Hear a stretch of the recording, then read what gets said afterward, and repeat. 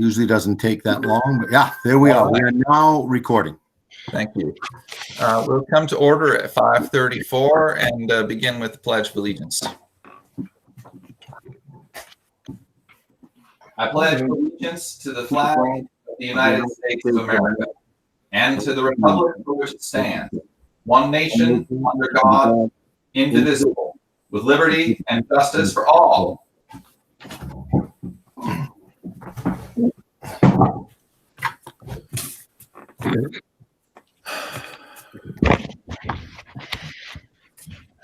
I know that our first task is to approve the minutes, and I just have to recognize that since the last time we met together as a board, it's been the 2-year anniversary since we lost our colleague and friend Laura Cody McNaughton. That was on the 28th of June. It's been 2 years, and I know that we've all been thinking about her a lot and how much we miss her right now. Her profession was in public health, and we just imagine how hard she would be at work right now. And I crying my eyes out on different days, but we really miss her. And the other thing I would say is that the social media policy, this is a kind of a good thing. The social media policy that Laura was working on at the time that she left us is now finally being considered by the supervisory union. Mark Youngling and Bill Yates are on that committee, and it's going to have its first reading, the social media policy for our supervisory union, which is written by this board, led with most of the work done by Laura Cody McNaughton. And so I'm happy to know that her work is still continuing. Our first item is to approve the minutes. And we have two sets. There's April 14th and June 20th. I'm going to say right off that maybe the reason why we haven't done the April 14th is that I can't find them on the site. So until somebody solves that, is there a motion to accept the minutes of June 20th? I'll make a motion. And I'll second that. Thank you, Robin. This is Robin. Thank you, Mark. Everything okay? Kai's.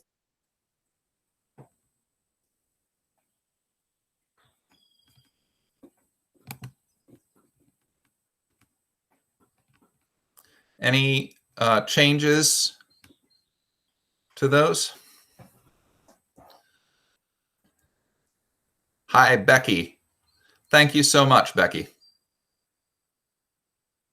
It's a wonderful help to us, and it means all the more now that there's hardly any newspaper coverage of anything. And so you recording the minutes, Becky, is our great service to everyone who cares about the governance of the school. It's our link to staying on top of things. So thank you, Becky. Hearing no changes. All those in favor of accepting the minutes into the record as written, please signify by saying aye. Aye. Aye. Aye. Opposed? Abstentions? Okay. The minutes are approved for June 20th. Does anyone, Becky or anyone on the board, where are the April 14th minutes? I've shared them a couple times with both Diane and Jen? Diane asked for them again, and Jen. Yeah, I can share them with you guys again. I don't know what else to do.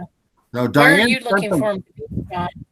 Diane sent them out with the packet, and I just resent them to all of you. Yeah, so that's what I thought too. They should be in your email right now, because I just shared them.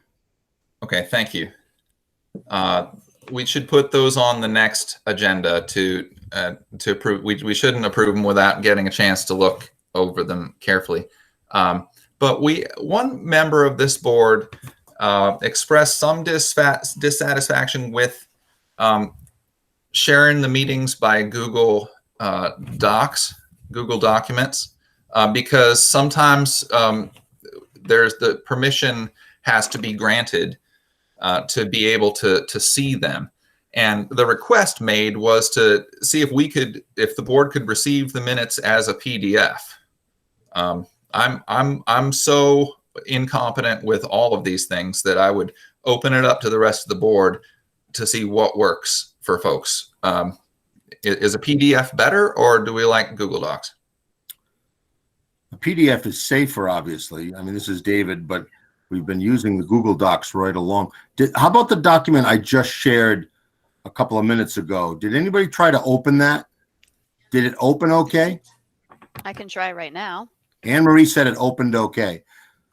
So at least the Google Docs are not restricted. But you're right. They could, if they come to you as an editor, you could change them, and that's probably not very safe. But I think Diane would know. She would know how to make a PDF out of them. I usually share them. It doesn't with- happen. Go ahead, Ann. Go ahead, Becky. Oh, sorry. Oh, Okay, I was gonna say, I was able share to them use as the a- one. Go ahead, Ann. You go first. I can't see your face. I was able to open the one that David just sent, but the one that I received earlier today, I wasn't able to open. I had to ask for permission, and then later on, I was able to open it. But sometimes then you don't get back to things, so it's just be easier if we could just get it in a form that we know we can always open it and look at right then, instead of having to wait for permission sometimes. Yeah, I had to give you that permission, Ann. So normally since I'm working during the day, I don't see that stuff till later. And I usually just share it or everybody with Diane or Jen now, and then they send it out. But there's just seems to be like you guys aren't getting them right now. So I think it's just an issue with their present situation, because before it wasn't an issue before we started meeting virtually. You make Yeah, we had a point. good- We're in transition. Yeah, so I think it's just an issue right now.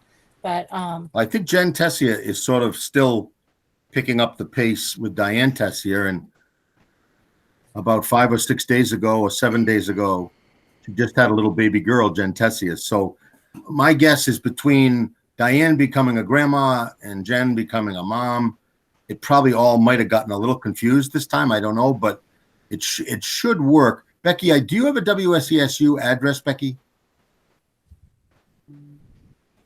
so No. I always share it with Diane Okay. so she can edit it, but usually I only share it with Diane. Yeah, did then I share think it with that's the rest of the board, except for I didn't have marks. But normally I don't do that. yeah. I think we should. I think you should keep doing that. I will tell you that Heartland tomorrow is having their first in-person board meeting. So that's another thing we can think about in August. Are we all brave enough to get back to the table or not? I mean, it's really up to this group to decide. We don't have to, but part of it is all this electronic transmission, and I use it all the time, but I still mess it up all the time. But whatever. And one charm of having it, the way Jen explained it to us the first time she sent us out the minutes by Google Docs, was that everything would be accessible on the Google Drive. That Right. Present minutes, past minutes, and agendas would all be in one place. And I liked that, but we do need to be able to access them. Yeah. Shall I take that up with Jen? I would with Jen and yeah, and Angie. Do you think I'm picking on Angie now because she's sort of the queen of the Google Drive? Do you think Diane knows how to set up that shared folder and just keep putting things in that folder? Yes, I would think she'd know how to do that. She's been doing that for years. Yeah. All right. Well, let's talk to Jen then. Yeah. Let's talk to Jen and see. I think Sean, if you want to, if you and I can follow up, or if you want to follow up that's great. You know, you can go over the options with Jen. Yeah, we can figure it out. When did Jen have her baby, and what kind of baby? It was a baby girl, 6 pounds and some number of ounces. I don't remember, quite frankly. Do you remember her name, Angie? Do you have the name down? You're much better at that stuff than I am. I was looking for my email. Her name is Genevieve, but they're going to call her something else. It might be her middle name. They're going to call her. I will Okay. look. Yeah. Jean Marie looks like Jean Marie follows these baby delivery stories. So Jean, your mic is off. What do you remember the name? It's Genevieve. Genevieve, and the middle name is, Was it I wanna Marie? say- no, it's a pretty name. I want to see Genevieve Willow or Genevieve Brooks, something like that. Bryn, Yeah, maybe? and- What And is the- it? It might be Bryn It was a Wren. really or pretty Wren. name. Genevieve Wren. Ren. Yes. Like as in bird, W-R-E-N, as in a Wren. bird, a wren. Yep. Ren, right. Yeah. Yeah. And then what was the date of birth, Angie? I'm looking up her email now. I think it was on a Monday, I July- think. And I think it, July 3rd, 2nd, 3rd, it's something, yeah, I I think it just was told me that today, somewhere in there. early. But yeah, she was pretty excited about that. As it would be. And Diane told me several times she never thought she'd have a grandchild. So this is an exciting time for Diane too. So Everybody cried when my first child was born. Tell you that. It's a great thing. I'm sure Congratulations, Jen. The future yellow jacket right there. you got it. Our changes and additions to the agenda. The one change that I have, although I don't see Ed Connors here, so that would change things. I had asked Ed to talk to us about the tax anticipation note that we took out. I guess if he's not here, I'm going to leave that item near the end of the agenda where it is.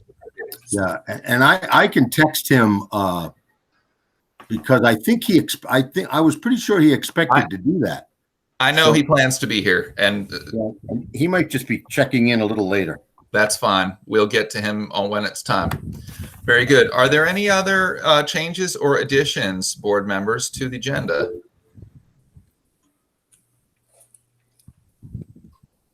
Not for me. Nope, Okay. I just had the ed tax thing. Okay. Thank you. Mark, I see your head shaking. That works. Good. Then our first item, boy, it's an interesting day, isn't it? We have a lot to talk about, and here's a biggie. Plans for COVID and reopening. David, would you like to take the lead here? And I just wrote to Ed just to see what he was going to do. I might try to share my screen quickly just so that we can go over this. And I would also say the administrative team, as part of that task force, we've all been working on this. I think I sent this out ahead of time to everybody. Did everybody get that report on the reopening plan? Okay, good. So I'm not going to go through it verbatim, but let me see if I can get this up on the screen. Sometimes it takes a little while to get into sharing mode here. Here it comes. And now I'm going to go to right here. Is that showing up on your screen? Yes. Yep. Okay. So I'm going to make it a little bit bigger just so everybody can see it if you're seeing my window. So we have had what I think is a pretty robust task force of, I consider some of them specialists in this area, and others are just going to be the implementers of the plan. So they are very much a part of it. But I sort of spell out there who's been on this team as we look at the COVID environment and try to figure out all of these guidelines and come up with a safe a safe way to open. So you see the membership there, right? The principals, Angie and I are facilitating the union presidents because of the schedule changes and some of the calendar changes that may be necessary. We need the union involved in that for sure. Director of Building and Grounds, Food Service Coordinator, all of those people are part of it. And we've been very fortunate to have Otella Perry, who works at Mount Ascutney Hospital, and she actually coordinates their COVID response team at Mount Ascutney Hospital, and also Dr. Mary Bender, who's a well-respected pediatrician in the area. She has sat on the task force, and even though she was on vacation last week, she's attended every meeting of ours so far. So she's been a valuable asset as we ask some of the more technical questions about the actual transmission of this virus. Because if you are only watching CNN or Fox News or CBS or any of the media channels, you're getting a certain side of the issue. But the bottom line is, there's a whole lot of science to this and a whole lot of emotion to this, and you just got to kind of follow along. So the task force has really just been trying to sort this out. I tried to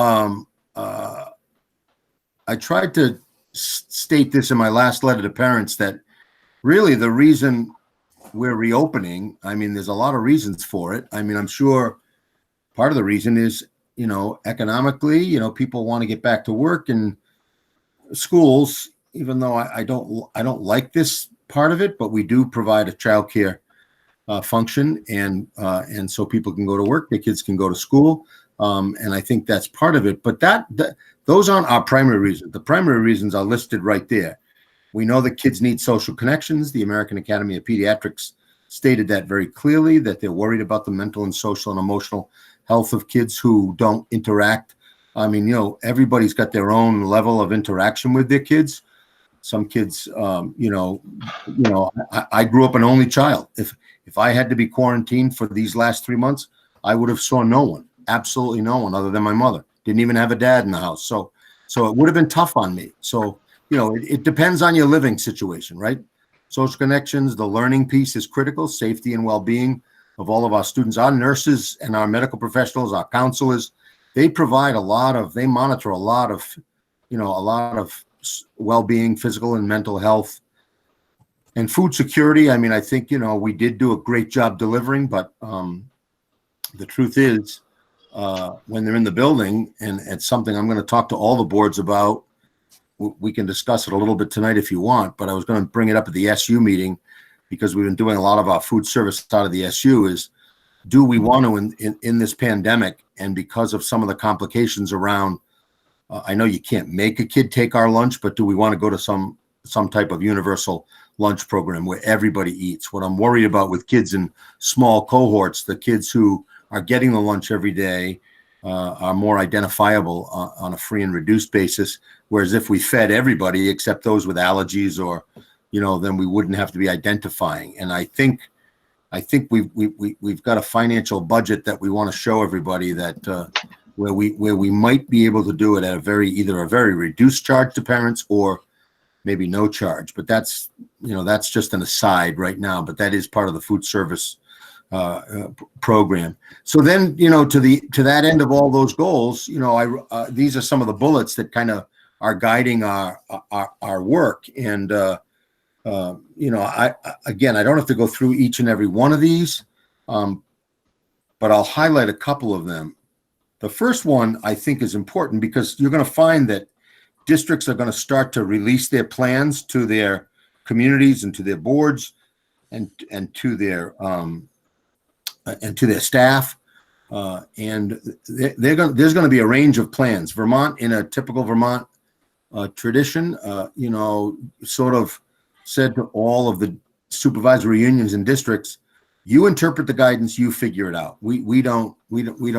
And maybe that's the best way to do it, because every school is different, every child is different, every situation is different. So we had to figure it out. But I'm noticing, in talking with my colleague superintendents, at all levels, there's a lot of talk about breaking kids into, some kids go on Monday, some kids go on Tuesday, other kids go on Wednesday, or 3 days a week, 3 in, 2 out. some go 1 week and then the next week they don't go, then the next week. And our task force felt that consistency was critical, that whatever we did, we wanted to do it 5 days a week. Our buildings right across the board were built for more kids than they serve. So we think we've got spaces enough to fit all of our kids in the building comfortably. Of course, there'll be the distancing and the masking and all of that stuff, and we can get into any level of detail on that you want to. But whatever happens is going to happen 5 days a week, and it's going to happen for 175 days because that's the number of days that are required. We can take questions at the end. Then the other bullets that you see there are right from the guidelines pretty much. So I think the biggest issue is going to be that kids need to be clustered in small cohorts right up through the high school. So for example, even at our high school, when the kids are present in person, and they will be 5 days a week, that they are going to be in a cohort. Like the 9th and 10th graders, we broke them into multi-age, so there'll be 9th and 10th graders, and they're going to be with our with a group of 2 or 3 teachers, maybe 4, 30 high schoolers. Same thing in our building where, Jean Marie's clustering kids, usually by grade level, a grade level pod. The middle level, it changes a little bit, but they're going to be in those groups, and they're going to need to remain in those groups, and they can't interact outside of those groups because the adult and child transmission and contact has to be predictable, and that's a lot of that is for contact tracing, so that if, let's say, in the 2nd grade cohort, either a student and or an adult is found to be positive with COVID, we know exactly in the school who that person interacted with. Whereas if we have to chase 225 contacts, it's very difficult, rather than just chasing maybe 20 or 25 contacts. So that's why kids will be clustered in groups. No large group activities, no lunchroom, no unified arts. I'm getting some new information on band. I haven't even shared it with the administrative team yet, but some national music group is advocating that we don't drop band, especially chorus. They understand that chorus is a high opportunity for transmission.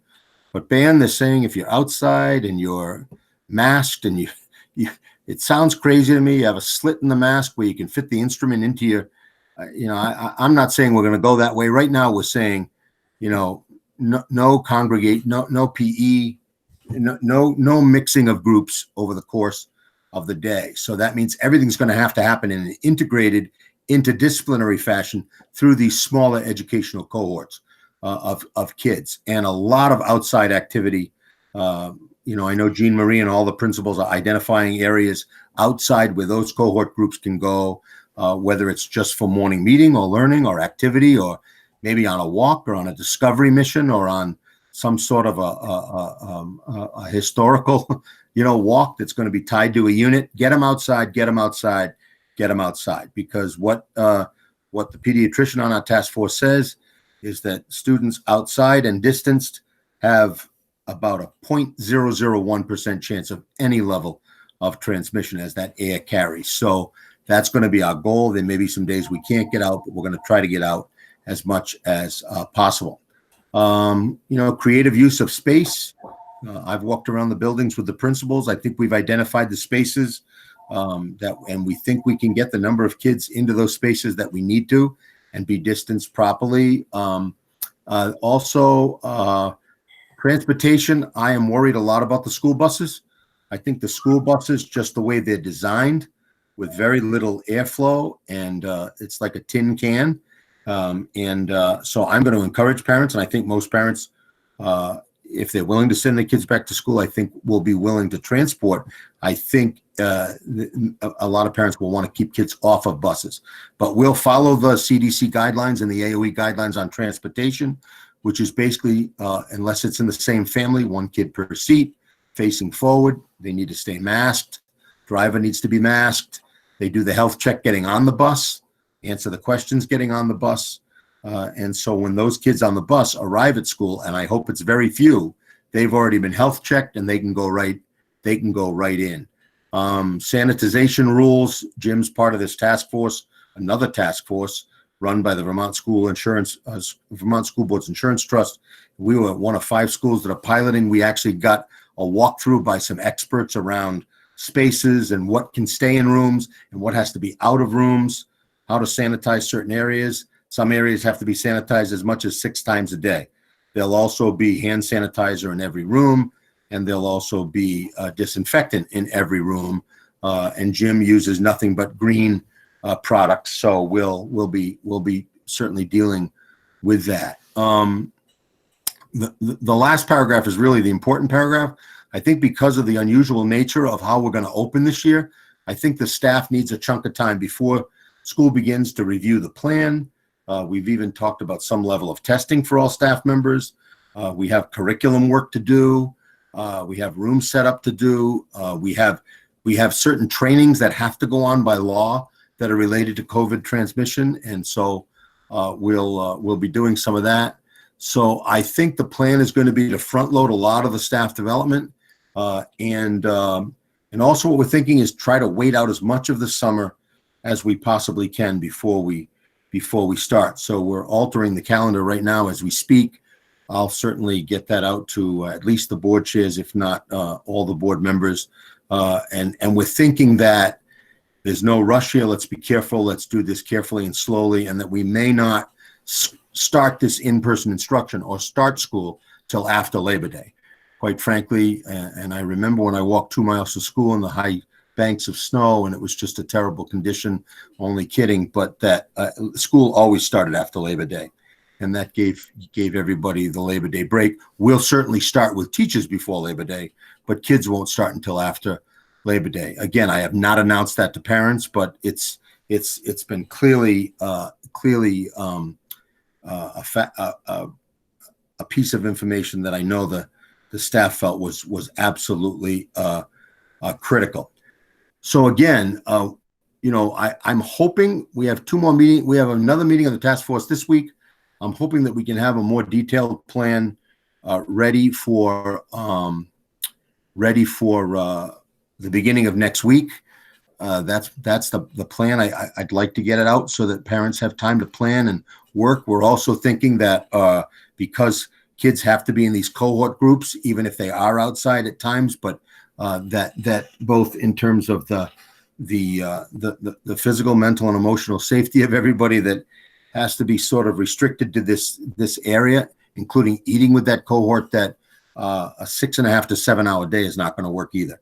So we're going to shorten the day, and there'll be some, certainly that in-person work 5 days a week, but there'll also be some asynchronous and remote work that goes on, especially, at all levels, but even at the high school level, the cohort group's going to leave early, and a lot of the classes, Algebra 1, biology, chemistry, are going to be taught remotely to start. We just think that's the best and safest way to go. So it's going to be a gradual plan. It's going to be a safe plan, but it's going to be a very different plan for everybody: staff, students, parents, and we're going to have to be evaluating the plan almost on a weekly basis. The governor will make the decision whether we're in phase 1 or step 1, step 2, or step 3. We're all opening in step 2, which is with some in-person instruction, but when you're in person with these types of restrictions in place. So if anybody has any questions or comments or thoughts, now would be the time to do it. I do, David. Okay, let me see if I can put it up there. Go ahead, Ann. I have actually like a couple sheets of questions here. Will there be a remote option for those that don't want to send their kids to school? Yeah, we've talked a lot about that, Anne Marie, and what we want to do is we want to allow parents who don't want to send their kids to school to have access to those classrooms in some form or fashion. So what Larry's working on is some sort of a stationary Chromebook option, so that during the lesson time, it might be a couple of hours a day, it might be an hour and a half a day. It might get a little complicated when kids go outside, but that we can sort of continue to use Google Classroom. We do not have the staffing capacity to have staff, or we don't think we have the staffing capacity to have staff who just do remote or who just do in person. We will be taking a sample again. We did it at the end of last year. We'll be taking a sample again of how many parents want to keep their kids home. There's always the homeschool option through the Agency of Education, but I think our staff is going to be limited in terms of, we want to open those classrooms so that they can have access to them, but I don't think we're going to be able to provide the kind of remote instruction we did, for the last 3 months, and at the same time do in-person work. I think it's just we don't have the capacity to do that. How will mask wearing be enforced? A lot of parents I know there's a lot of people around town that don't believe in mask wearing. I'm afraid they might have passed that sort of belief onto their children. So I'm just wondering, how's it going to be enforced to keep the kids with the masks on? Yeah. And, I think, and all of right, that this, especially masks, but this whole issue has become a political boondoggle. I agree with you, Ian. The dogs want in. Yeah, dogs want in. But anyhow, the masks will be enforced. Now, here's and I just sent out an email to the administrative team because there's a lot of confusion around masks. And what the CDC and the AOE guidelines say that masking is absolutely critical when social distancing cannot be predictable. Okay, so that if you've got all the kids sitting in facing front and sitting and they're 6 feet distanced and they're watching the lesson, you might be able to give them a mask break. They might not, but anytime a student interacts with another student, or they're walking outside, or the teacher comes over to the desk, those people have to be masked. If you can't predict and sustain social distancing, then everybody has to stay masked, and it will not be an option. The child will not be able to be part of our school unless there's some sort of a medical condition, and then we're going to have to get creative. But we're going to insist that kids wear masks and everybody gets their health checks, and if you want to be a part. By the way, those folks who don't like masks, once they find out that masks are going to be required, they may be some of the people who say we want to keep our children home. We won't know that till we get the plan out there and get some feedback, but it's going to be required.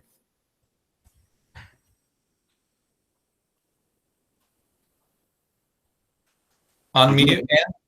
Did you have another question, Ann? I know you said you had a list. Unmute, Ann.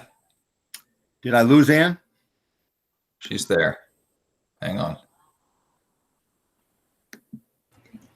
Okay, sorry, my computer, I don't know, for some reason, Command D wasn't making it go to mic. Yeah, I do have, like I said, I have a bunch of questions. The other one was for ventilation. Since we know now that this is airborne, what are we doing about ventilation? Well, that's another great question, Ann. Jim is already in process with Control Technologies. There is a very sophisticated system around ventilation. As a matter of fact, in one of our buildings, we had to spend up to $20,000 to improve the ventilation system because you have to have a certain amount of airflow in and airflow out. What you have to do is before the students arrive at the school, you have to blow air in from outside for no less than 2 hours. When everybody leaves the building, you have to blow air in. Because right now the ventilation system, right, air comes in, air goes out, air comes in, air goes out. But it has to go strictly out to in for 2 hours before we get there and out to in 4 hours after we leave. So again, I don't know how that's going to work in the wintertime. We'll have to see how that goes. But we have to monitor temperatures at all times and get rooms back up to temperature. So I don't know when that 2 hours is going to occur. It might occur very early in the morning, but it'll happen before the kids arrive. And it'll happen after the kids leave. But I will tell you that Jim's having to do several upgrades to our HVAC systems, and all of that money that's getting spent, just so the board knows, I mean, it's still taxpayer money, it's our money, it's federal money. I mean, there is going to be this COVID money, right? The COVID relief fund that is going to help to pay for some of these accommodations and alterations to our mechanical systems. It's just the way that it has to be. We're also going to have a room in every building that has what's called a negative. I don't know the exact term for it, but it's a negative airflow where it's only flowing directly to the outside. So we have to buy these standalone units for every building, and we have to identify one room, and that's a room where if an adult gets a fever or has some symptoms, or if a student gets a fever, has some symptoms, they go immediately to what's called the safe room or the safe space. And then we do our best with our nurse professionals to determine the severity of the illness, whether it could be COVID related, whether a COVID test is necessary, but they can't just kind of wait in the nurse's office or hang out in a classroom. They're going to go to this negative airflow room where it's supposedly 100% negative air particles, whatever that means. I don't know all the science behind it, but there's a lot to airflow. Wow, pretty high tech. I'm also wondering how we will handle when teachers or students need to quarantine. Yeah, well, I sort of described what happens on the spot, but when teachers need to quarantine, that's the point for small groups, right? So let's say teacher A has to go to the negative space room or the safe room because they're feeling nauseous, they have a headache, they get up there, they've also got 101 fever. So now it's determined they have to be tested for COVID. So then what we would do at that point is that entire pod, during that time of quarantine would probably need to be at home and need to be remote, including that teacher. The test comes back negative, then the pod comes back, the teacher comes back. The teacher comes back positive, then I think the contact tracers make a determination as to when that pod can come back to school. There's going to be a little bit by pod, but see, without that general population interaction, you only have to worry about a particular pod, not the entire building, so that we may not have to go into shutdown like we did last March. Now, again, a lot of that contact tracing is done by the Vermont Department of Health, and we are told by the medical professionals, including Dr. Bender, that we have some of the best contact tracers in the nation, and that's part of why we've been able to control, one of the reasons why we've been able to control things in Vermont. So we will rely heavily on those contact traces, but the person will be isolated and the pod will be isolated. I mean, there's no way around it. We don't want to take any chances with transmission. Another question that I had was, how many of our teachers will be exempt for medical reasons, and can we find and afford the long-term subs to cover? And also, do we have any idea how many teachers would quit if they're forced to teach in person? And will we be able to find replacements in time? Well, I think, teachers are just learning the plan now. We haven't even announced it officially. I think that there are teachers right now, right? We just sent contracts out. We had to send them out twice, but it was a simple mistake, but we fixed it. I'm sure there are still teachers who are vulnerable, who are, immune vulnerable, who are getting older. I'm sure they're thinking right now as we meet, do I want to go back and do this? Is this what I signed up for? I mean, I get that part. I will tell you though, and I've said this to the staff, at least to the union. I haven't said it to the whole staff, but the exemption rules changed on July 1, 2020, right? Before that, you had sort of this carte blanche exemption, basically executed through the governor's office, and employees were exempted. And as a matter of fact, it didn't even require a doctor's note at that point to get exempted, even though in some cases, a couple of our staff members did provide those.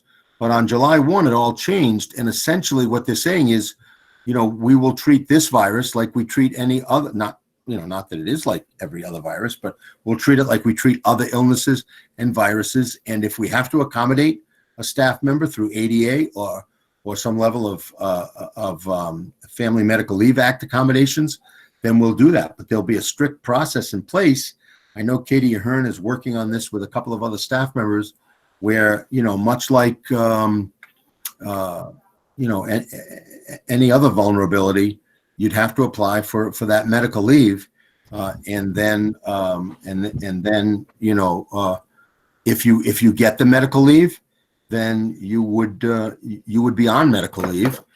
And, teachers who have accumulated sick bank would use their sick bank if they were on medical leave. And so whether we would get a sub or not would depend on what our resources are in that building and how we could break up those pods. But I've only heard of 2 staff members who have talked with a building principal about not wanting to come back. Now, again, we haven't polled them in a long time, but it really isn't going to be, hey, who wants to come back, who doesn't? It's really going to have to be them to initiate the process, and we will make that process available to them within the next couple of weeks.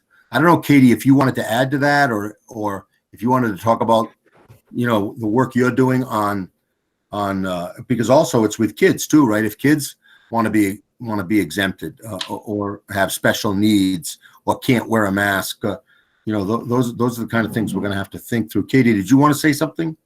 I think you mostly said it all. The goal is hopefully by the end of next week to have that process out, and we're not changing the process that is already in place for anyone who would need accommodations in the workplace, so that's already established. What we want to make sure we are really clear on is what's out there for the COVID regulations and how that's interpreted, and what's considered reasonable accommodations, and things along those lines. So staff will know what they need to do if they have concerns and going through the HR process. The other part for students will be very similar to what we already have in process for students who need any accommodations for any medical reason.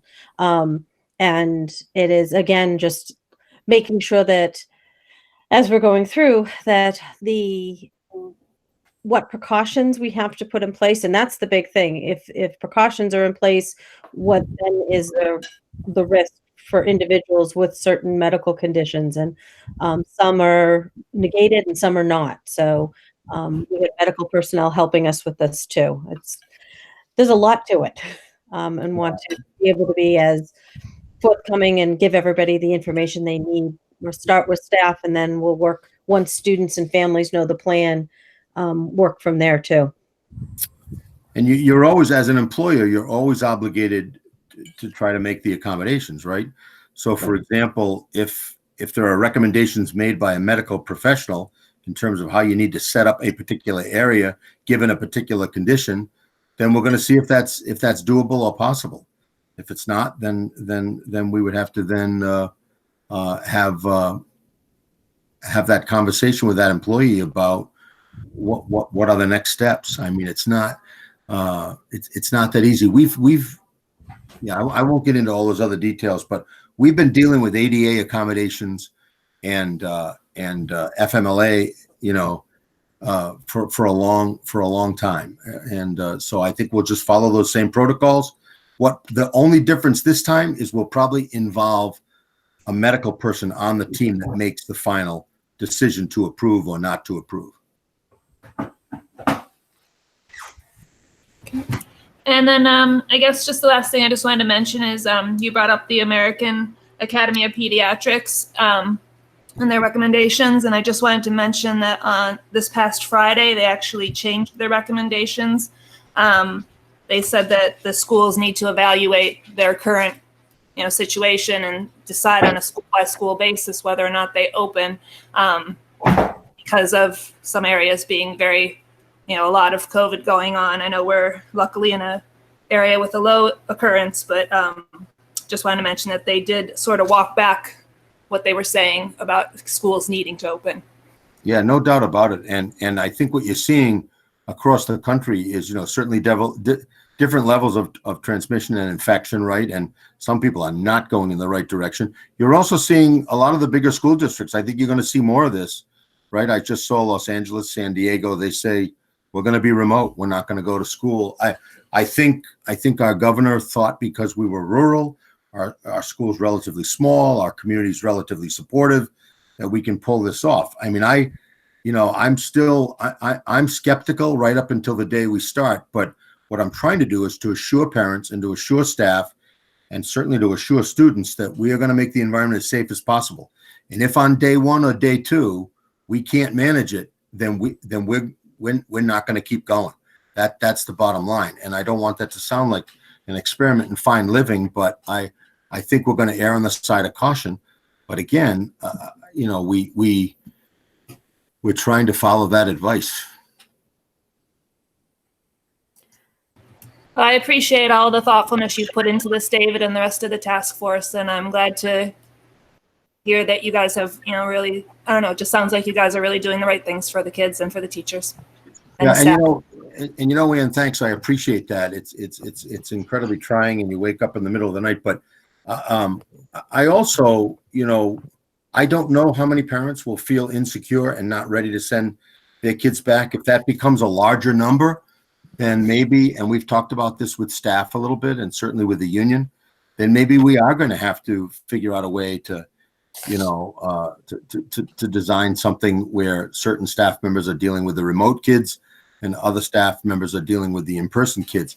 But right now, without that, without a clear number, and I think until we get closer and people understand the reality is soon to be, which is why I think that Labor Day start is critical, because it just gives us that extra couple of weeks to see what's happening around us. What are our neighbors doing? These plans are going to start to get announced. People are going to start to get comfortable or not comfortable with what I found in this, and you said it, Ann, when you started, everybody has a different level of tolerance with this, right? Even just right down to the masks. Some people think masks are ridiculous and that this is a communist plot and there really isn't that much going on out there and it's media driven. Other people are scared to death because they're afraid of that transmission. So we're caught right in the middle of that. And I don't think people know what's really going to happen when all these public schools open and, 20,000, I don't know, how many do we have in Vermont, Jean Marie? 22,000 kids go back to school. I don't know what that's going to look like, but we're going to do our best to contain it. One question I have for the board is how willing do you think parents will be to transport their kids? Any thoughts on that? I'm planning to drive my son. I don't know about everybody else, but I think people will be willing, even Yeah. if it's, I think that most people would feel, even if it's that they carpool with a neighbor, it's better than an entire bus full. And so that they'll try to find a way to make it work. Set up carpools. Yeah. I'm hoping that happens because I'm hoping we have very few kids on that bus. I mean, I'd almost like to say in Vermont, I mean, this is, and Katie's going to have to block her ears because special ed's a different animal. But in Vermont, the law says you may transport kids. You don't have to transport kids. So, I mean, I wrestle with that all the time because of all the things, not that I'm not worried about everything I just talked to you about, but the buses are one thing that really make me a little bit nervous because they just don't seem like a good environment. And a lot of our bus drivers are older. We even have one who was a very dear bus driver in Wethersfield who, doesn't want to come back. And I think part of it is because he's nervous about being in that bus and exposed to all those kids and those parents letting kids on the bus. So I'm hoping our parents will do a lot of the transporting and we only have a few kids on the buses. David, I have some more questions around the kind of outdoor delivery of instruction that you spoke about, and I think you even quoted a number from Dr. Bender about how low the transmission is outside. Yeah. So I'm curious about any thought that's been given to trying to focus, especially in the beginning of the year when the weather is better, on outdoor instruction and any flexibility that can be given to the curriculum. I know that in the past, things are pretty rigid in terms of whether it's math being the most rigid with certain delivery of certain lessons on certain days. And I'm sure other subjects have different levels of rigidity, but I think that flexibility could be huge in allowing outdoor to happen when it can happen, whether it's on a day-to-day basis or a season-to-season basis. And so along with that, as a kind of separate question, but still outdoor related, is kind of facilities and equipment type questions. You know, are we considering things like tents? Are we considering spending on clothing, you know, for people who might not have the jackets and the mittens and the hats? And I'm really interested in maximizing the outdoor time as a way to accomplish both things: low transmission, but being in person. Yeah, I think those are all excellent points, and certainly Jean Marie and Angie, you can chime in here. But every step of the way, including the last several days of in-service at the end of last year, when we knew we had to be in these pods, and there was a good chance, as a matter of fact, I think it had already been announced that we were going to be reopening in some form. We've been encouraging these, you know, exploratory, you know, sometimes called place-based, but integrated units where you can, you know, go outside and investigate the graveyard or look at the pond and teachers do this all the time. Anyway, our kindergarten teachers, I think, had Forest, I don't know if it was Friday or Wednesday, but at least a couple of days a week were outside and out in the woods. So it's not something that's unheard of. We haven't explored tents. The thought has crossed my mind, to be honest with you. I've been to several weddings in some of these Barnum and Bailey circus tents, and they certainly are, they're nice. But I also know that when I had a wedding for one of my daughters and we put up one of those tents, it was for one night, $10,000. So I just don't know that these tents are floating around at very, you know, financially available prices. But I think it's worthy to explore it, or whether somebody, you know, but I think there's enough places where teachers already take kids, again, not in a blizzard or not in a rain, a monsoon, but I think we're going to encourage a lot of outside, Robin, and I think teachers will be creative, and I think teachers will want to get outside. So, David, I can respond to that a little bit in that, you know, initially we thought no recess because they said we couldn't be on the equipment. And then they changed it to, yes, you could be on the equipment, but it has to be wiped down and only a cohort at a time. So what we have decided, we believe that children should be outdoors as much as possible, because we do believe it's healthy for them. It's a good teaching classroom. And we really haven't released a lot of details, but we're looking at 3 basic content areas. So you talk about flexibility: math, ELA or reading and foundations. The third being the place-based or project-based. And that's where specialists are team teaching with teachers. So now, having said that, I want you to envision the very little area we have. And we are going to make sure kids get recess outside every day. In order to have recess outside every day, we have to block certain parts of the property off so that cohorts aren't mingling. So that's one thing we want to consider. So we have to consider that, you know, we have 14 classrooms. I'm willing to bet in good weather, maybe 9 of them want to be outside. So we've got to be really mindful of how we mark the area. Now, I will tell you, David and I are going to walk it on Monday at 9 a.m. with BJ and Jim Taft.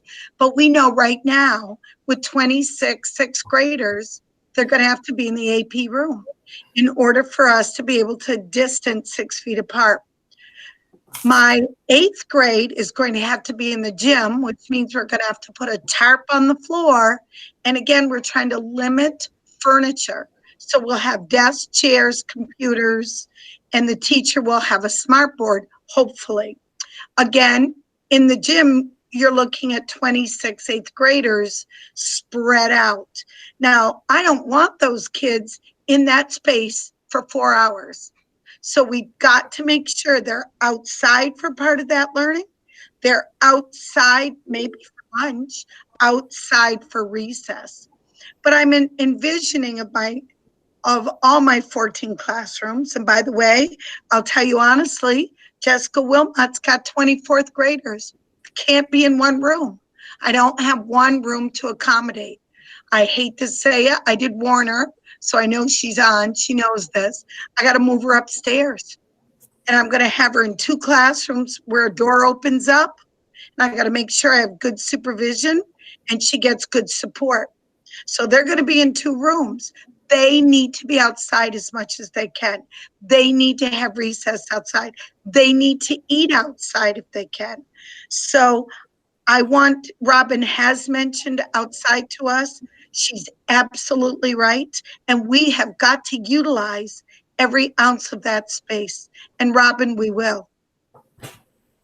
Robin, and I know you have maybe a couple of other questions, Robin, but what do you think about, I mean, when you think about tents, what were you thinking? I mean, were you thinking to try to provide some tenting in case of inclement weather? Is that what you were thinking?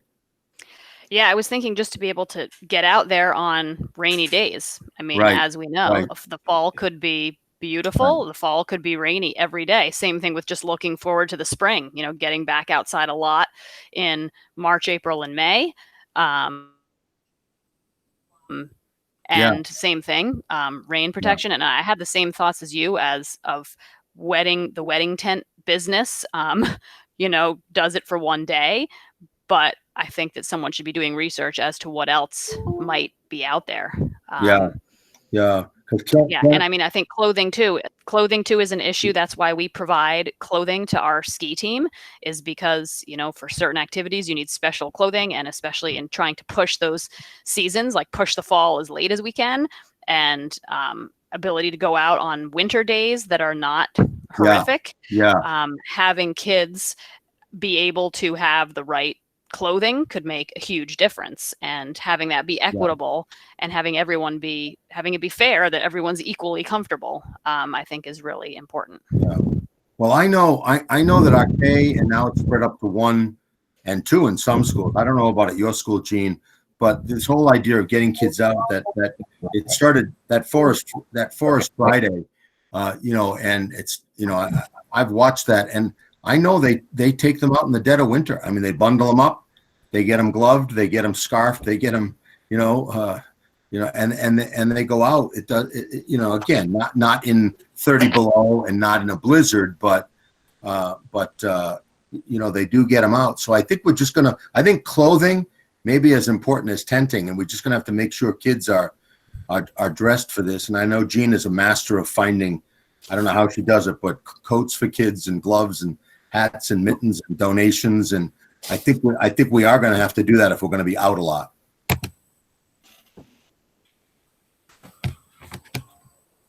On the topic of using the outdoors, and you could talk with us on Monday when you take the walk.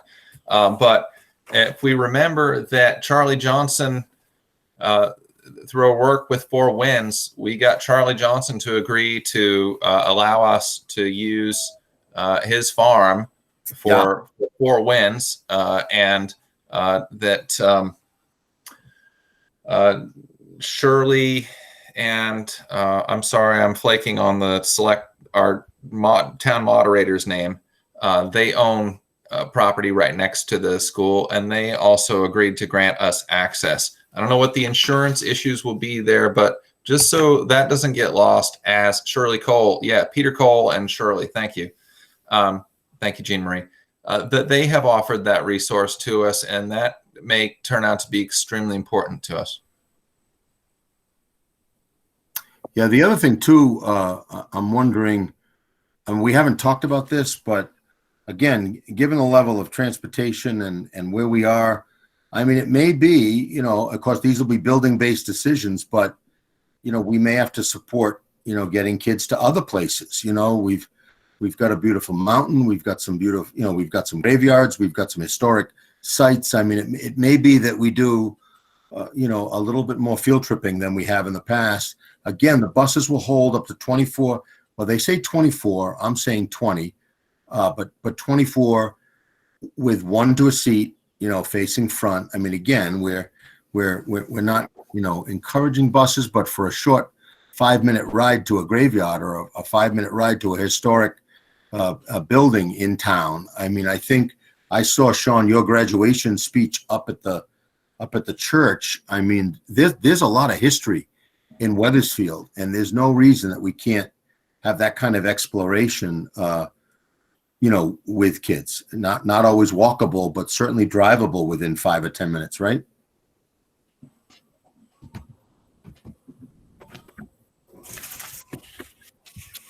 Do other I have a board very, members have questions? Go ahead, Robin. Yeah, I was just going to say, I have a very simple question about airflow, and that is, do all the classrooms have operable windows? Yeah, they do all have operable windows, and I always get this wrong. I don't think Jim Taft is on tonight, but I always get this wrong. I'm not. I think you can operate windows, right? You can use windows. There's something Jim told me about air conditioners where you can't. I know that was a big issue in Weathersfield, but where room air conditioners are not going to be able to be run, and I, to be honest with you, I don't remember why, but he would be able to tell us this. But I don't think there's anything wrong with throwing a window open, or again, like we said, getting outside when we can. Mark, sorry to make you wait. Mark. Yes, I have one main concern. I'd really like to offer my support for everybody on the task force, but there's one key component that I think needs to be addressed, and that is the chain reaction that is community spread. Everyone seems to be considering all the options and laying all the groundwork and coming up with the great research, but all of it can simply be undone by non-compliance of community members. I really want to make sure that the board and the task force doesn't fall into what I see as the same trap as the state and certainly the federal level has fallen into, in allowing reality to be subjective. There's information, it's pretty clear, and I understand everybody's going ahead with this saying masks will be mandatory in school, but you need the support of the community. And I think masking and compliance and that pesky reality that is science of transmission has to be recognized. And I think you guys should feel free, and I would encourage you to reach out to the community starting now, as far as getting people to get their kids used to wearing a mask. Reach out, because you can be rock stars and all of this can be flawlessly planned. But as soon as you have members of the community walking in and contaminating all that you've meticulously created, it's all over. And I just want you guys to feel that you certainly have my support as a member of the community in reaching out and decisively saying, this is what we need you to do as members of our community to help us keep the public schooling going. I think it's well within your rights, and I think it's worth your time to reach out to the community for the support that we all need. Just that. Thank you. Well, that's well said, Mark. I really appreciate that. Yeah, and I think the sooner we can start speaking to our community, and I think you're right, it will. My sense is we had 3 board meetings. All 3 districts met this week. I wanted to go over just some of these. We don't have the details, all details. We've got the reopening task force, I think, is very close to having the details, but I think if we could start releasing things as early as this week, if not next, and some of that encouragement and need for cooperation and sort of allaying the anxiety, I think that's going to have to be a gradual process, and we're all going to be in that together. I mean, and there will still be people, staff members and kids and families who just won't want to participate, and we are going to have to figure that out. But I think if you, I think the opportunity can be a good opportunity. But we are going to need the cooperation of our community. We're going to need people. I mean, just before this meeting, I went down to the convenience store down here, and I'd say only about half the people had masks on. Mm-hmm. And I, you know, and I'm at an age where that can be a concern. And people, I think, sometimes think maybe the mask is to protect them. It's not. It's really to protect the aerosol transmission of that virus to another person. But for some reason, as somebody on this call said, masks have become the symbol of this political battle. And I think we're just going to have to gently nudge our community to know, hey, look, we need you. We've got vulnerable people in this building. We've got vulnerable kids. We need you to work with us. So I think that's well stated. We need it for society to continue. It's public schooling. Everybody is involved in it. Everybody's involved in public spaces, public transportation, public education. I'm sorry it's an inconvenience, but it is what it is. We're all in this together. So thank you, everybody, for trying to consider every possible scenario. I think everybody's doing a great job, and it's mission impossible. Thank you. Yeah, it is. Thank you, Mark. It is mission impossible. And one thing Angie's doing, and Gene, I see a hand, I'm sure Sean does too, but Angie's also putting an FAQ of frequently asked questions, because you can see just by this hangout tonight, right? For everything we decide, 3 more questions pop up, right? And so we're going to try to answer them as best we can. We'll keep that FAQ document alive so that we're responding to it. And after the first 3 days of this, we may have to adjust, and we may have to step back and take a look at it and survey our community and just see how our kids are responding. Because one thing I've said from the very beginning, and I believe this firmly, and I know everybody on this call does, is we're not going to do anything to increase the anxiety, to destroy the mental health, to destroy the physical health of our kids and our families. I mean, I know with the American Pediatric, but we haven't had a control group yet that's done this, where we've gone back with these restrictions and see how kids do. And if they don't do well, then I think we're going to have to stop that madness early if it doesn't work. I'm sorry, Gene, you had your hand up. David, You're a wonderful superintendent, but I'm the chair of this board. Sorry about that. Gene Ray. Thank you. My apologies. I did want to just mention that there is the task force. I've never worked so hard. I'm going to be frank with you. And David has been a taskmaster, and we've had lots of WSCSU task force meetings. Union has met, teachers have met with me, teachers have met with David. A lot of concerns, and Angie has been great. She has started to frequently ask questions. I conducted some of the in-services at the end of the year, and I think I had a group of 38 from teachers from across the supervisory union and paraprofessionals. Every single one of them had questions. Every single one of those questions was put in writing and put before the administrative team. We are dead serious about listening to everybody. Everybody has a voice at the table. So all of those are being considered by the individual task force in each building. David wants us to have uniformity in terms of, he doesn't want one school saying nobody goes out. We're in the building, it's controlled, and then Wethersfield's out all day long. So the administrative team either meets before or after every task force to say, what's the commonality? What can we build? What works for us? And now we're really getting down into the weeds saying, Wethersfield building and playground doesn't look like Heartland. So what is it we're going to provide that works for our families that maybe other schools won't? And I will tell you they're listening, because we had a task force meeting. Actually, we had 2, I think, maybe 3. We had 3 last week. And in one of those, we decided it's either or. You're homeschooled or you're in session. And then I can remember Christine coming to the task force and saying, it's not fair. I went to a VPA meeting. We can't do either or.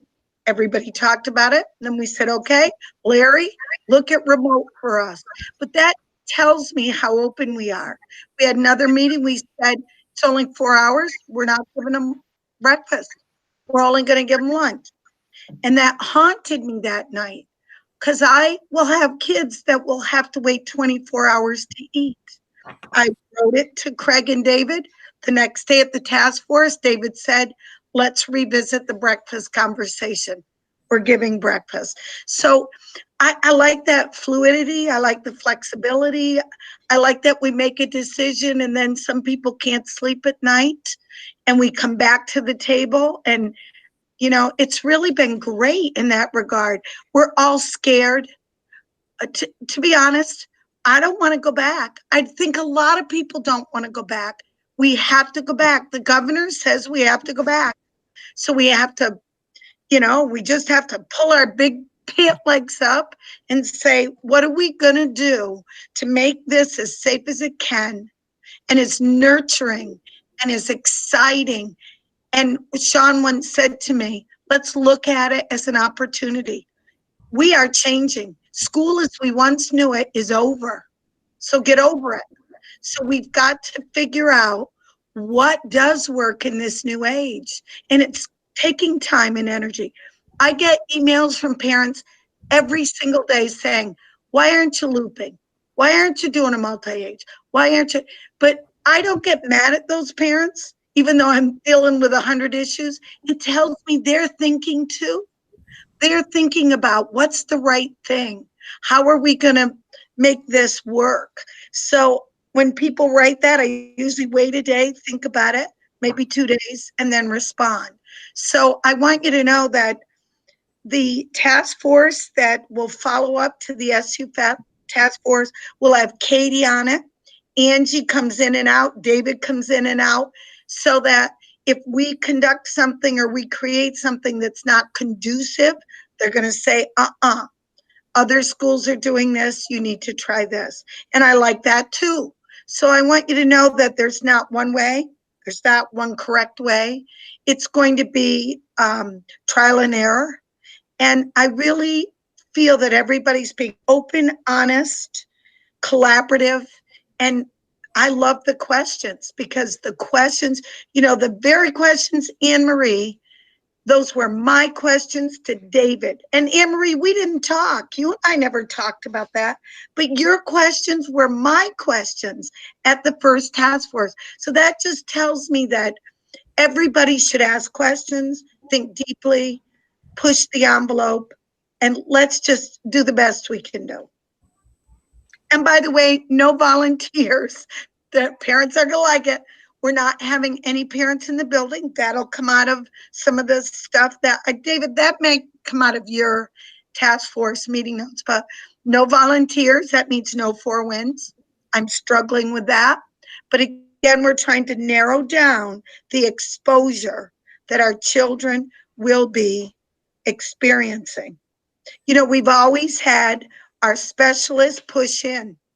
We've always had, you know, music and math. We've had our special ed people pushing in so those kids can stay in the classroom. Frankly, I think those days are over. I think those kids are going to have one-on-one instruction in a very controlled area. They still get to be with their class, but they need to come out to have that instruction. There's so many things to think about, but I just want you to know we're doing the best we can, and we're really trying hard, but I think we're smart too.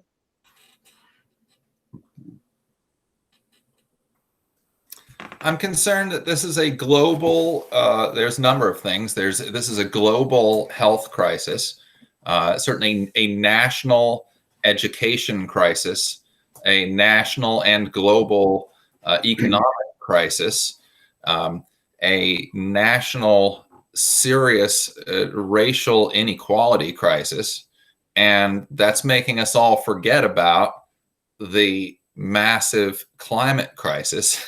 So given all of these things, and which is frankly, I feel, causing us to forget that our educational system was in a crisis before this all started. And so trying to do it again just with masks seems like a lost opportunity to me, but I don't want to sound like a broken record. I've been saying that for 3 months.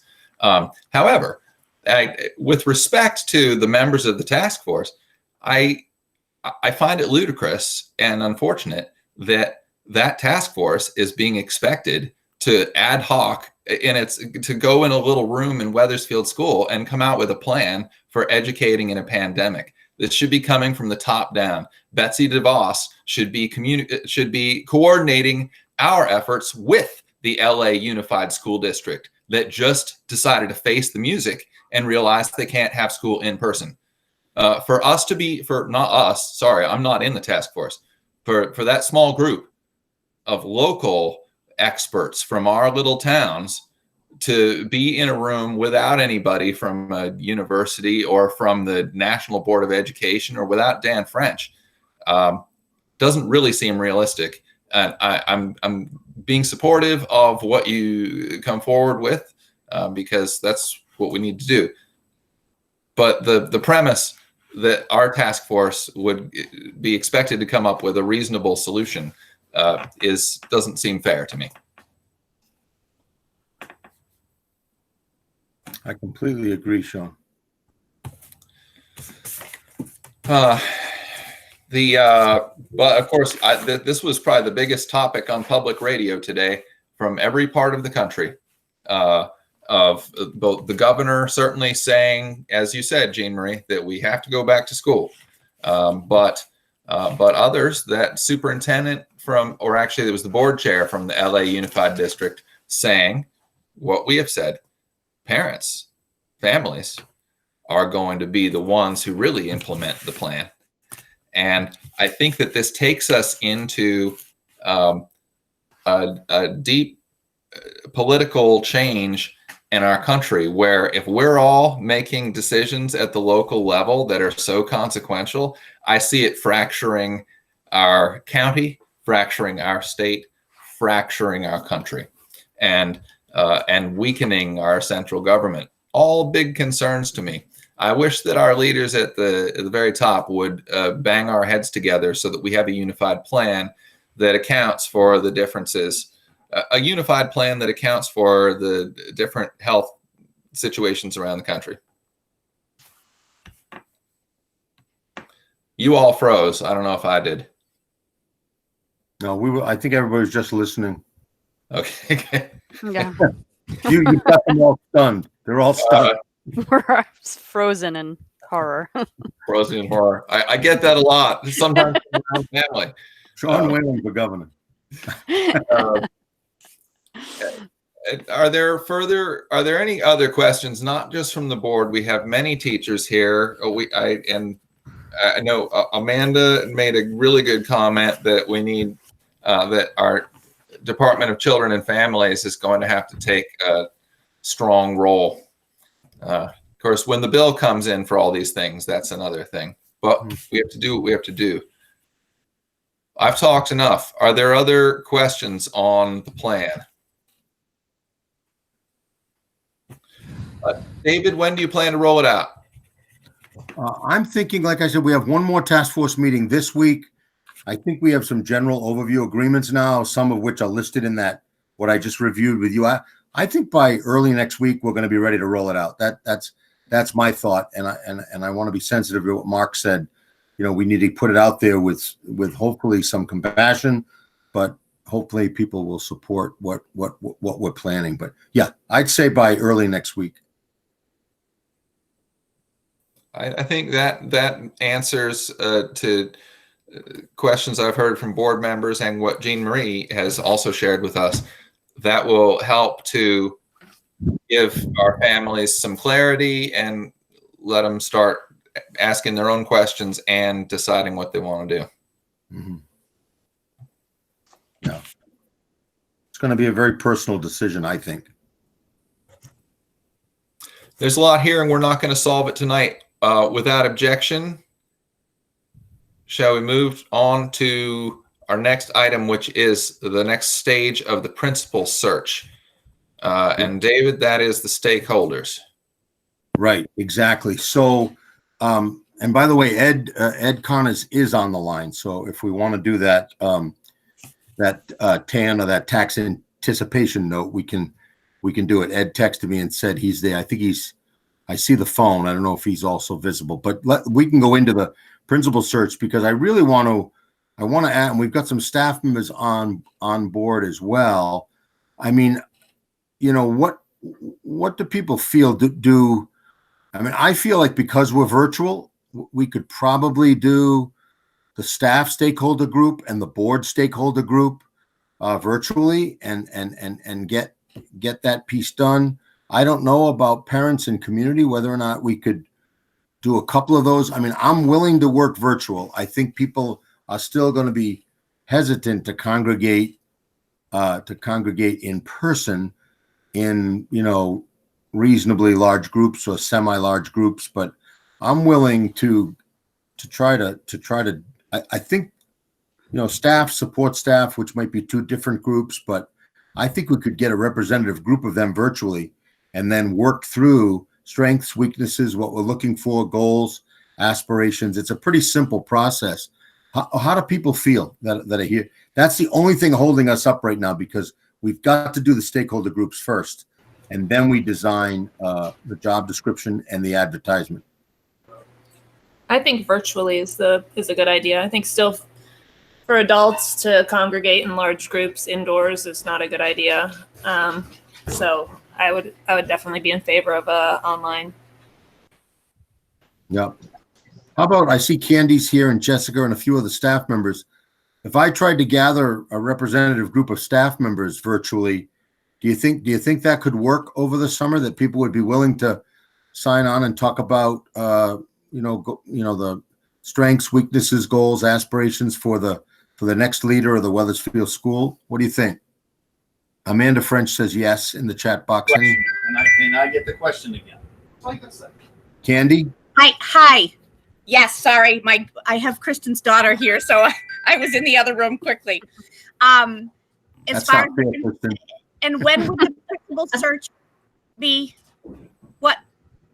Well, once we finish the stakeholder group meetings and sort of compose the attributes that we want, Yes. in the next principal, I think then we can set up the search committee and get the advertisement rolling in, probably by mid-fall, early.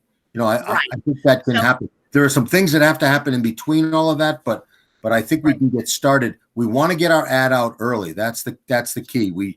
And by early, as long as it's before January, you're out early, right? Right. I mean, I would imagine more people would be comfortable doing it virtually, but I guess it's all in what develops over the next, few months with this. If I got the question exact, I was kind of listening as I was running in from the other room. Yeah, that's the question. Because we could, for the staff, we could wait till we're back, but it really tightens up that timeline. Right. I'd almost like to get started in August, getting some of this feedback. And what do you think, Sean and Anne Marie and other board members? What would be a good vehicle to get the word out that we were going to have a community forum to sort of outline the attributes that we want in our next leader? Would that be through that Facebook page or? Yeah, I would definitely put it on the Facebook page and I guess the Facebook page and probably the website, and that's all I can think of right now. Well, I know Jean Marie also does the email to all the parents, so that would be good too. Yeah, we've got the parents. We can get the parents in. I mean, we can try to get some of this done virtually. If everybody's okay with that, I'm willing to, get that started in the next couple. Once we get the reopening plans sort of put together, I think we could start that as early as the first week of August. If everybody. Excuse me. And Dr. Baker, my husband also said that the town is very interested in working with the school on.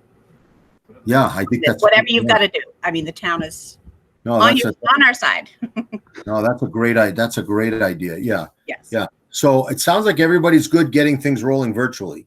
And so I'll, and we could do an email blast to families too. PJ just wrote that in there, and and Google Hangouts will take up to 225 people. We could also use Zoom. The advantage to Zoom is that you can break into small groups. And I think sometimes when you're doing this kind of work, it's good to be able to break into small groups. So yeah, so if everybody's willing to go virtually, then I think we can get this started. I just wanted to make sure everybody was comfortable with that. Sounds like it works for everybody. And Angie, I'll probably tap you to help me a little bit with this, because there's going to be some facilitation, and with that Zoom link, somebody has to kind of control the Zoom while we're getting better at it, but I want to make sure we get everybody's voice that wants to come to the table. And the board should have a session too, where they talk about, but we could even do that. We could do that in executive session after our next meeting. But then what you do is you get the attributes, you prioritize the attributes, and then that gives you a sense of what you're looking for in your new principal. The board could discuss this in a board retreat if we tried to do one in August. That's correct. Something That's to correct. think about. That would be great. And we could do that. I mean, Heartland's doing theirs in person tomorrow. Hold on tight. We'll see how that goes. But you could do it virtually, or you could do it in person. David, you say this is Heartland and they're doing it in person? Tomorrow they're doing their retreat in person tomorrow night. Are they doing it in a place where it's easy for the public to attend? Yeah, they're setting up actually outside. Robin will be glad to hear that. They're setting up outside. There's picnic tables. They're going to be put in a circle. Everybody will be distanced. Everybody will, as needed, be masked, right? And they're going to try to have that. The reason they used the school is because Larry put those outside. You have some internet capability. You can, you have access to the internet. So that's where they're going to do their retreat, and we could do the same thing. I mean, I don't know what we've got for seating, but we could, I'm sure, move tables and chairs outside if we wanted to do that, and have our retreat out there. We've got plenty of Wi-Fi, and we could even give the virtual option to people who wanted to come in by Hangout. Anne, can you please help us not to forget to discuss that under setting the next meeting? Thank you. Thank you, because I probably will. Okay, are any further comments or questions on the principal search? Hearing none. The next item is the Memorial Day Celebration Committee. I am going to offer a motion to table this item. I've had some feedback on this, and I think there's a concern that we might be infringing on the area of curriculum. Although this is an activity that's planned for a day that's not a school day, I am not interested in meddling at this time. So there it is. Motion to table. So moved. Moved by Robin. Second. Seconded by Anne. Further discussion. All those in favor, please say aye. Aye. Aye. Opposed? Okay. Well, that is unanimous. Angie, are you giving the report on professional days, which is our next item? Or Jean? No, okay. Thanks. Yeah, Angie, I can talk about the Angie can talk about it. Yeah. Yep. So at the end of the school year, we had, I believe, 7 professional days. We started with 4 half days, and then we had 3 full days. What a gift, actually. We started off with a portrait of a graduate, like 101. This is what our portrait was, and gave staff the opportunity to look at what the competencies are and to talk about how the portrait will be used next year, or this coming year, as a guide for us. And what was really exciting is then, as we moved into unit planning, several teams, and then whole schools like took themes. I think Weathersfield's theme is empathy for the whole year, which is one of our competencies. And the real thing that's that I took away from that was that the competencies are not to be treated like content. And in the past, I think with the learning expectations, we taught them, we assessed them, and we taught them, we had children practice them, and then we assessed them. And we're not going to be doing that, at least for a while, with the competencies. And I don't know if we will ever do that if we have opportunities for students to practice those competencies and reflect on their own skill level within those competencies. Because a lot of teachers have asked, like, how do we measure empathy? So it does bring about a lot of questions. Then the next day we started, excuse me, we started talking about interdisciplinary work and the expectation that, well, frankly, we just feel like it'll be easier for our students to be working on interdisciplinary units where they can meet the standards and the expectations for content within a broader range of a topic or whatever the thing is that they are studying. We talked about place-based learning and project-based learning as different kinds of ways to do interdisciplinary teaching.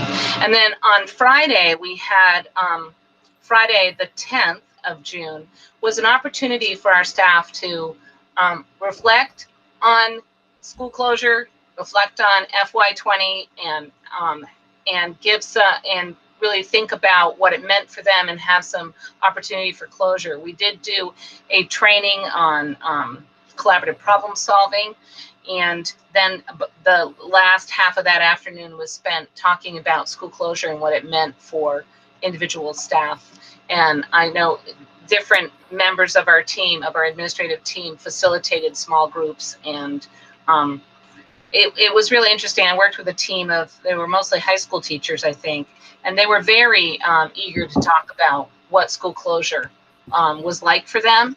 And I think it did give people the opportunity to bring some closure to that time and to free them up to be thinking about what's next.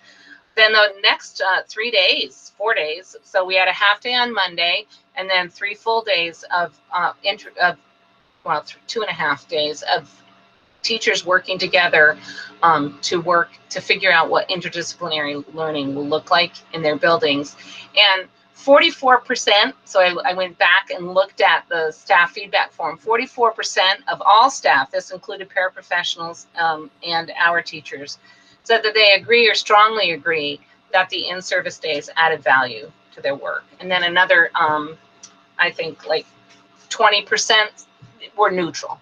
So I think I take that as a win. I think that the feedback that we got was that it was they loved working with their colleagues, and some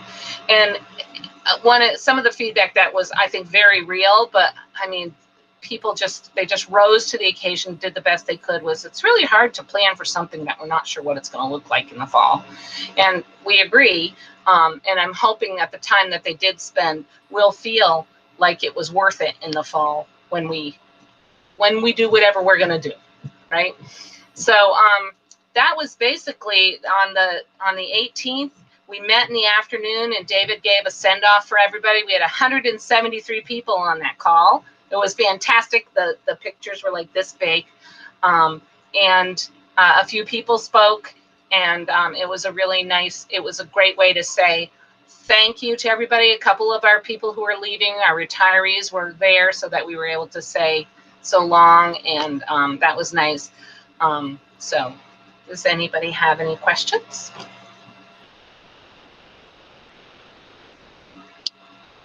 I always feel sort of buffaloed by the jargon around professional development, and so I'm sort of at a loss, but I trust the professionals on this. Thank you.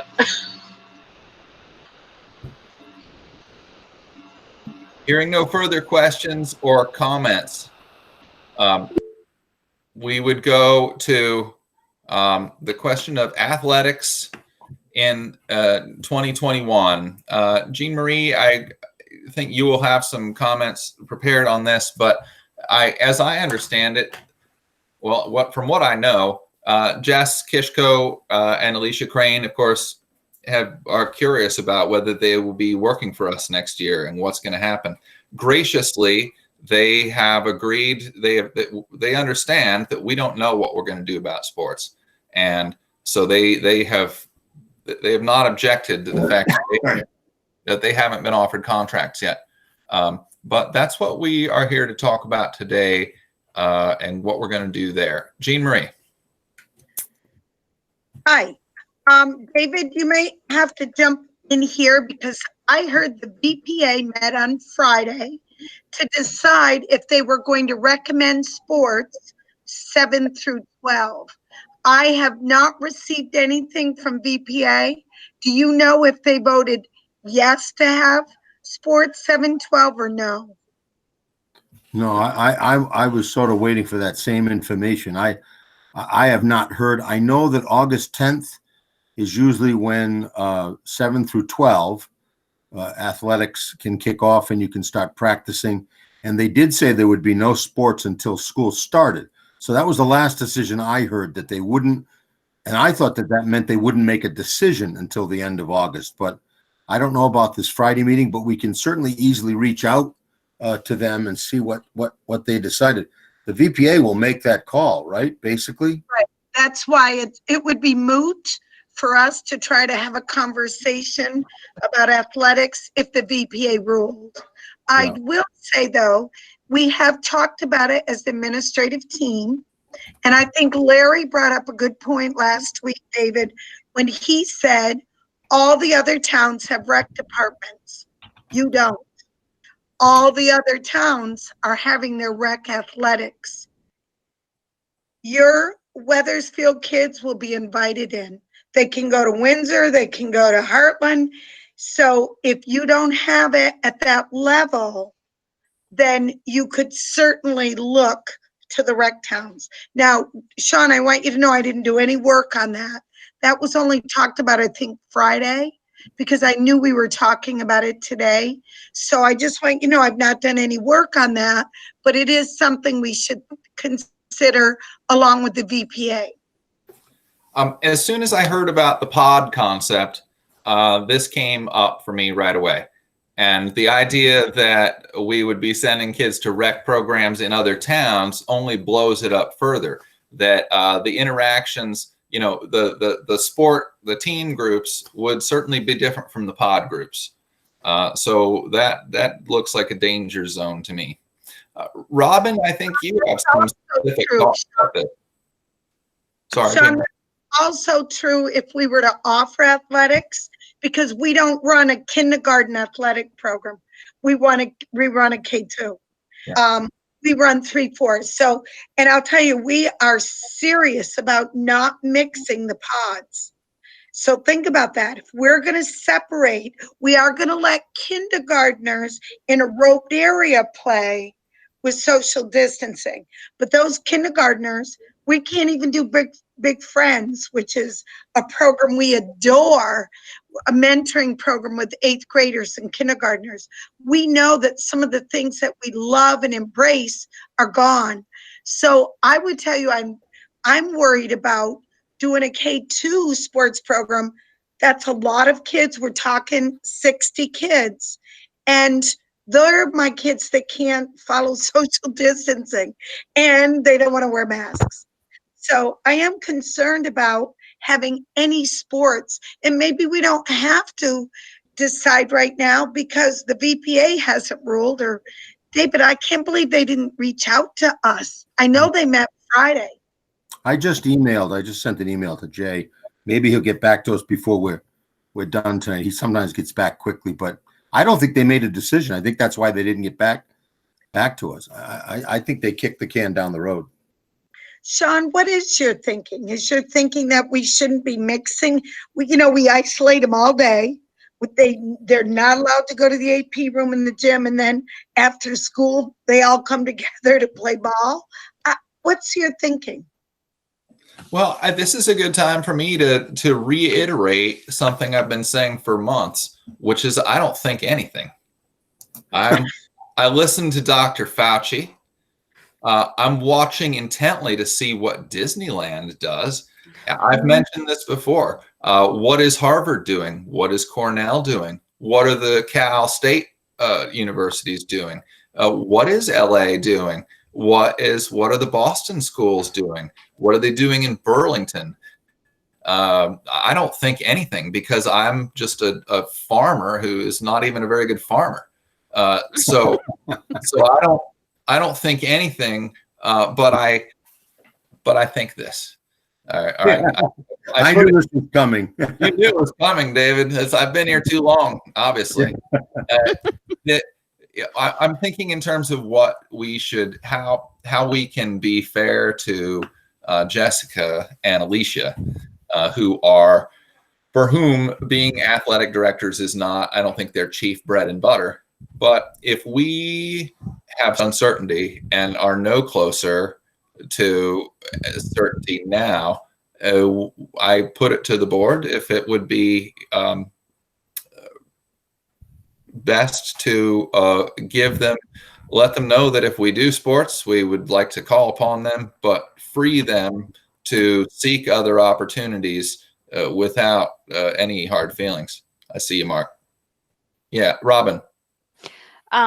I have some comments on sports, and I shared some thoughts with you earlier, Sean, and obviously the specifics are very different now that I know about the pod concept, but I'm wondering about being able to use them and their expertise and them as a resource, particularly in light of what David said about a shortened school day.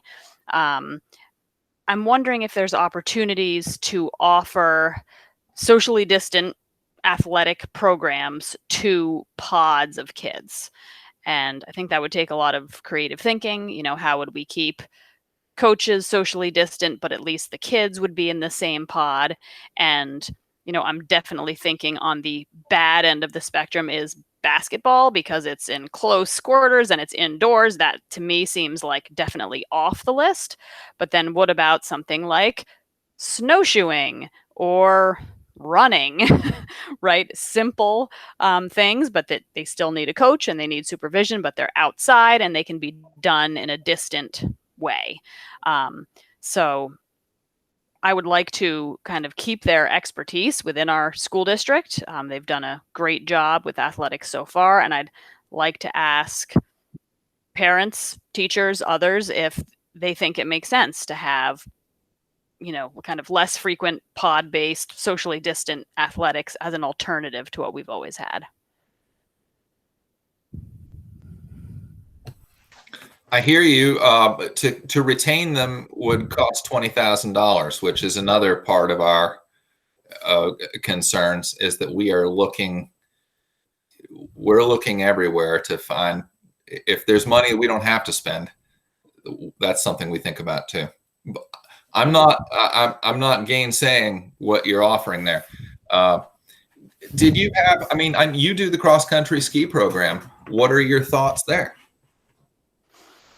Yeah, right now I'm just trying to think of ways to do it in a socially distant way. And unfortunately, given that the Sun Belt is where it's bad right now, we're not going to learn about this from Los Angeles, right? Mm-hmm. How to do winter things outside.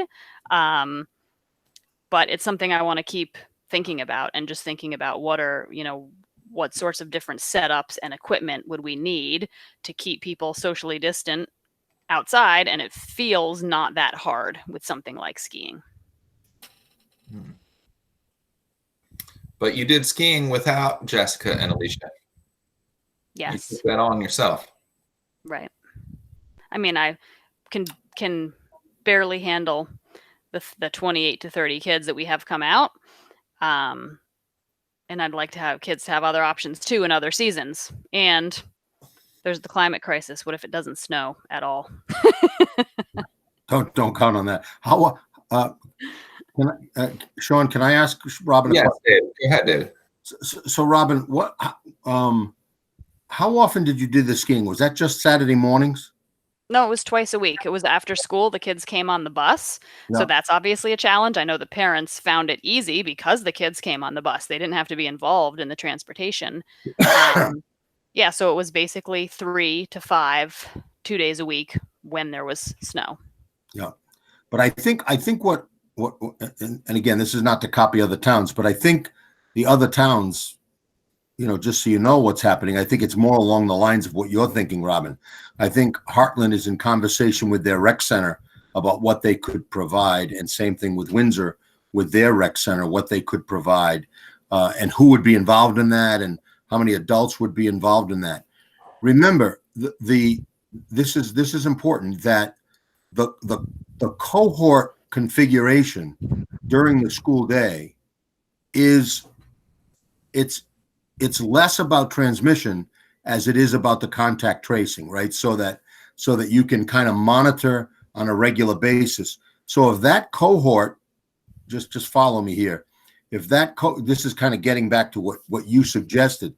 If that cohort were even to mix into another cohort someplace else, right? I mean, we've got to worry about, you know, viral spread, you know, and areas we've got to sanitize. And a lot of our emphasis when those kids leave has to be to get that building clean by a certain period of time and then blow that air in. But if those kids had another place to go, you know, whether driven by parents or whether driven by bus, you know, at that early dismissal time, they sort of become a different cohort at that point. So if you had kids up at your place, or Sean had kids up at his place, or we had kids playing, you know, soccer out in the field, and again, I'm not advocating for soccer, but cross country running, or I don't know, exercising of some sort, or hiking, you know, I mean, I think that I think that the cohort mixing during that time doesn't necessarily make it any more dangerous the next day, depending on how those parents feel, and you're distanced and you're masked, and you know what 30 kids you have that are snowshoeing, so that if all of a sudden, you know, you or somebody who's up there with those kids is found to be positive, right, we can then take that kid, and we know that here are the 30 kids he was with during that time, and here are the 20 kids he was with. So now we're only tracing 50 kids. It may be too confusing to make it all happen, to be honest with you, but I think the saddest part about what we've been through the last 3 or 4 or 5 months, especially for kids, is the isolation, right? I mean, that's been hard. And I don't know what we do about that. I mean, we'll get them plenty of activity and exercise during the day. I know our teachers, and they will get them out, but it's a little different if we want to do something that's a little more life skill, like mountain climbing or snowshoeing or skiing. You know, where does that happen, and how does that happen? Which I think is what you're saying, Robin. Yeah, that's what I'm saying. Those would be great to be And doing. you're asking if Jessica and who's Alicia. Alicia. could be helpful in organizing some of that. And maybe maybe we don't need to think about it till later. You know, let's see how this experiment in Fine Living as we reopen goes, and then maybe revisit this in October as winter starts to set in, and see what we want to do. You don't have an active rec center. That's not that that's anybody's fault, but that's just the case, you know, and because we're working closely in those other 2 towns with those rec centers. It takes us back to a very contentious point at town meeting with the budget committee, which was, why are we hiring athletic directors? And our town is in a unique position that we don't have a full-time athletic, a recreation department and program that's active, and the school does supply that. In this case, in terms of the contact tracing that you've raised, David, that may turn out to be a blessing, because it's one less leak.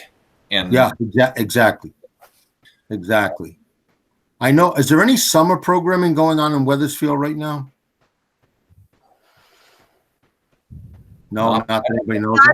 Just special education for students with extended summer programs, Okay. extended school year. Yes, But why? And there's no- David, there's a summer program that's run by Windsor Central. It's called Summer Soak. And this year they're doing it differently than they have in the past. It was just in Woodstock, but this year they've spread out the kids to the Barnard School, the Woodstock School, and the Reading School. And so Will attended today. It was the first day. They're running it 4 days a week for a month. And there's one other Wethersfield student there, along with Will. And then I'm assuming the rest are Reading students, but they could be from Woodstock or other surrounding towns. And I would be interested in hearing, they do have to wear masks from 9 to 3 all day. So I'd be interested once they get into the swing of things to hear from people who are organizing things there, how that's going with the kids and what they're learning, Yeah. among other things. That's good to know. And are any of the Wethersfield kids that we know of, are they participating in the Windsor program this summer or no? I mean, I know there's like 55 or 60 kids in a Windsor summer program. They're all very, they're contained in cohorts. They do wear masks. They have the health checks every morning. I don't know if Will had to have a health check when he went there this morning, Yeah.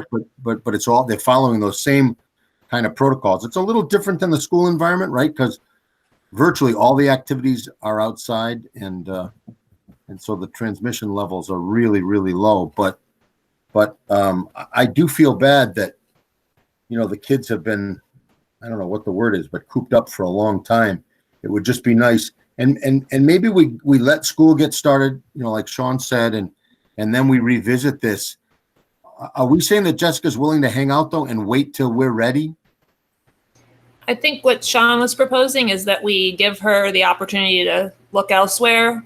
Tell her that we're not sure what we're doing, and no hard feelings if you get a job somewhere else while we're deciding what we want to do, which I would agree with. I also wanted to mention, I don't want to spread rumors because I don't have all the facts straight in my head, but I know there was some sort of softball game or baseball game. I believe it was with Springfield rec department, and there was a COVID case involved. Chester, I think. Was it in Chester with the softball tournament? Maybe that was it. I think so, yeah.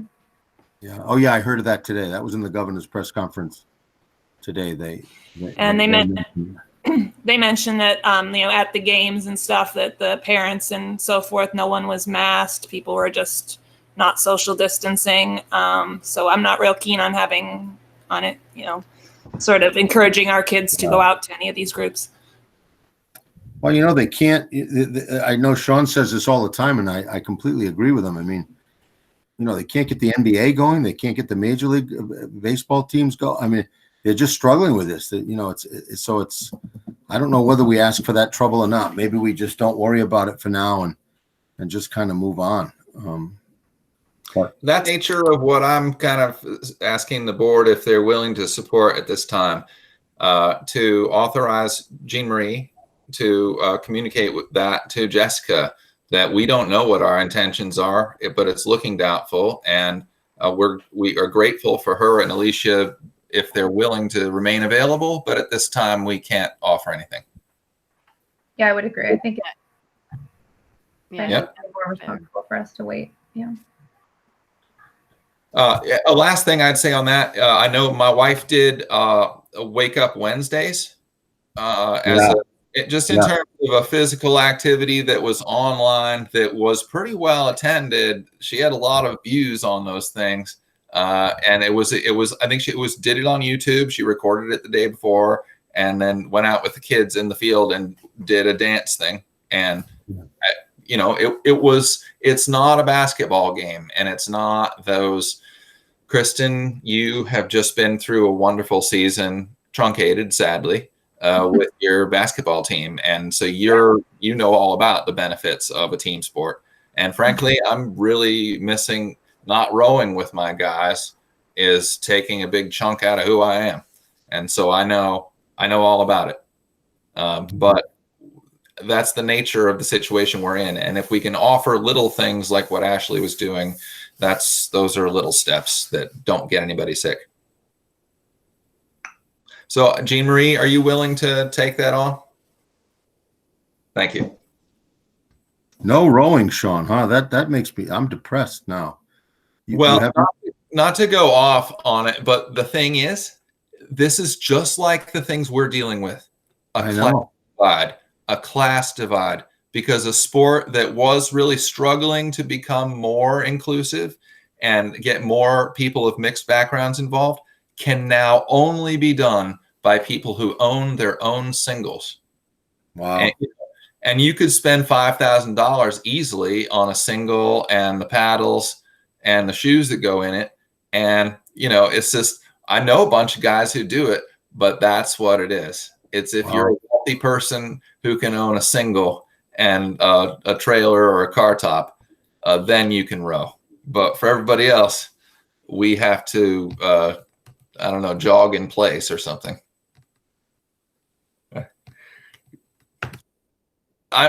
I'm cutting wood. That's what I do. Without objection, I would go to, I know Ryan, I hope you're still here, Ryan, because we're about to talk about the VAST program.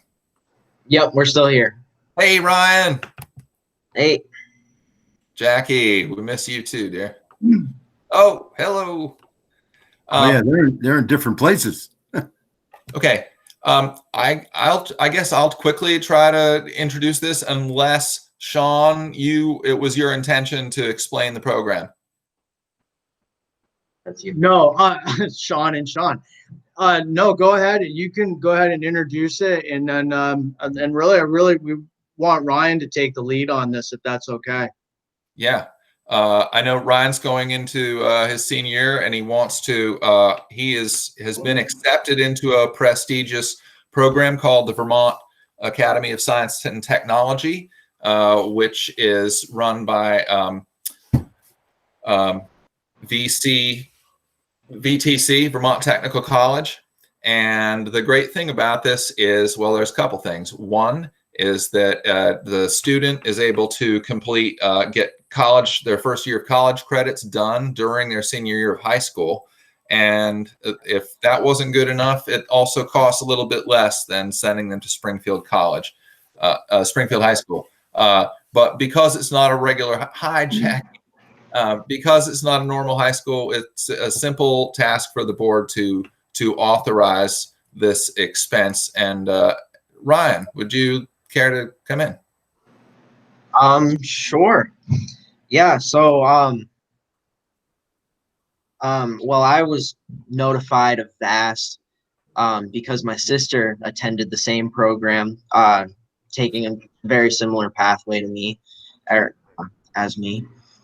And as I've progressed through high school, I've began to run out of challenges in high school, and quite literally have run out of classes. I think there's maybe 3 more classes to take, a few more dual enrollment classes. So I think VAST is just the next logical step for me.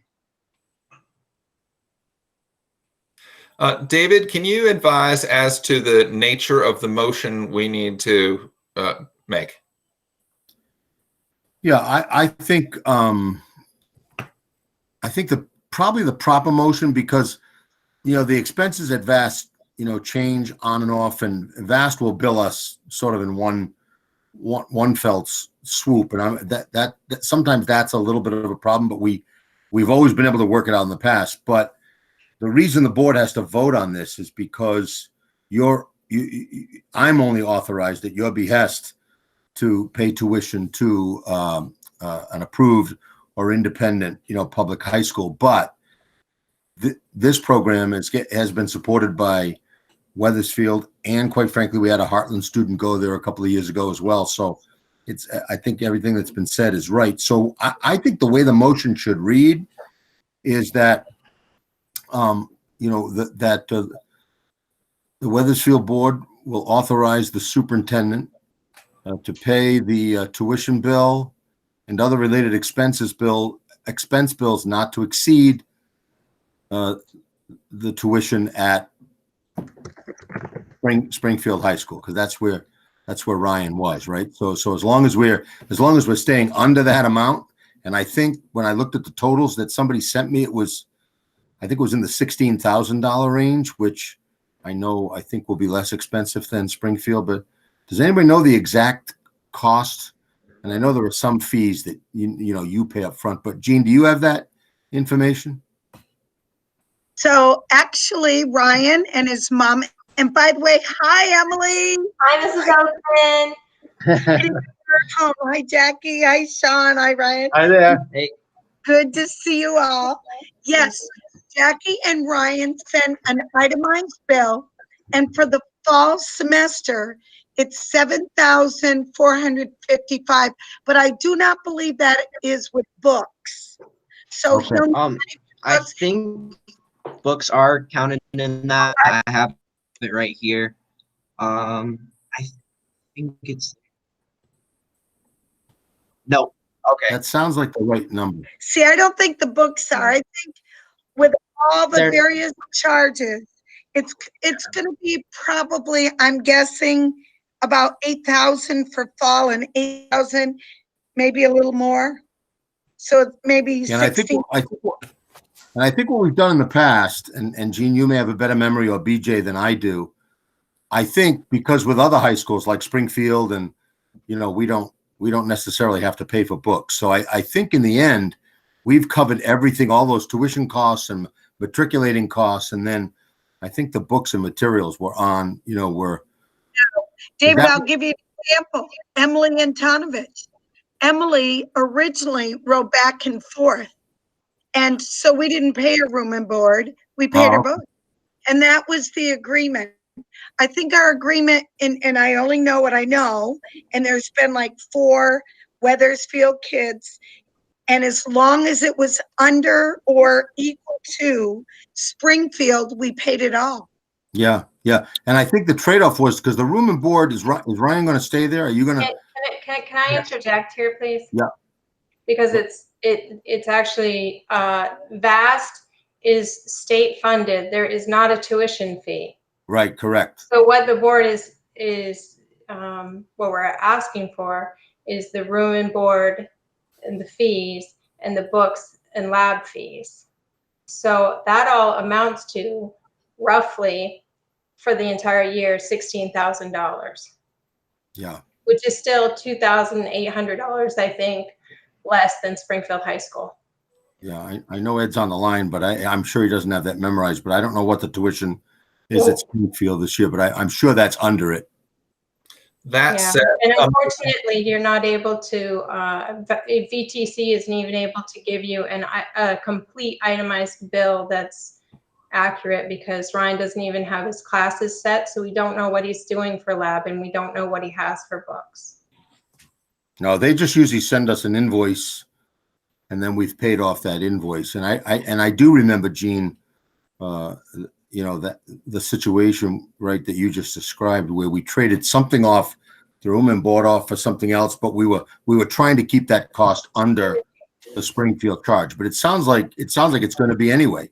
It sounds like we're if it's in the 16 range, then I think we're going to be okay.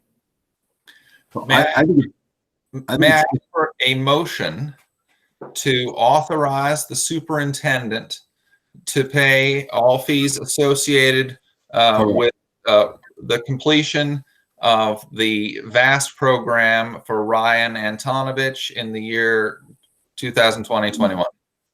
Not to exceed, the motion should probably say also not to exceed the cost of Springfield tuition. And Sean, this is Robin. I'm wondering if we should use a little bit less restrictive language instead of saying the word fees, because on the itemized bill, it might say fees, then it might say books, then it might say room and board, then it might say lab supplies. And we don't want to restrict it to just the word fees. That cost. Yeah. Associated costs. To pay the costs of the VAST program for Ryan Antonovich in 2020-21. Can I so move? Yes, thank you, Mark. I'll second. It's Kristen. Seconded by Kristen. Is there further discussion? The only question I had, just are they sure if this is going to be happening this year, or might this be online? I mean, just curious as to what their plan is. We actually. Oh, go ahead, Ryan. Sorry. Oh, well, the director of Bass, Stephen Aroldi, is in this group if you need to ask him questions. And I believe I went through orientation just last weekend and they they went through it. We should be on campus for all of the fall semester.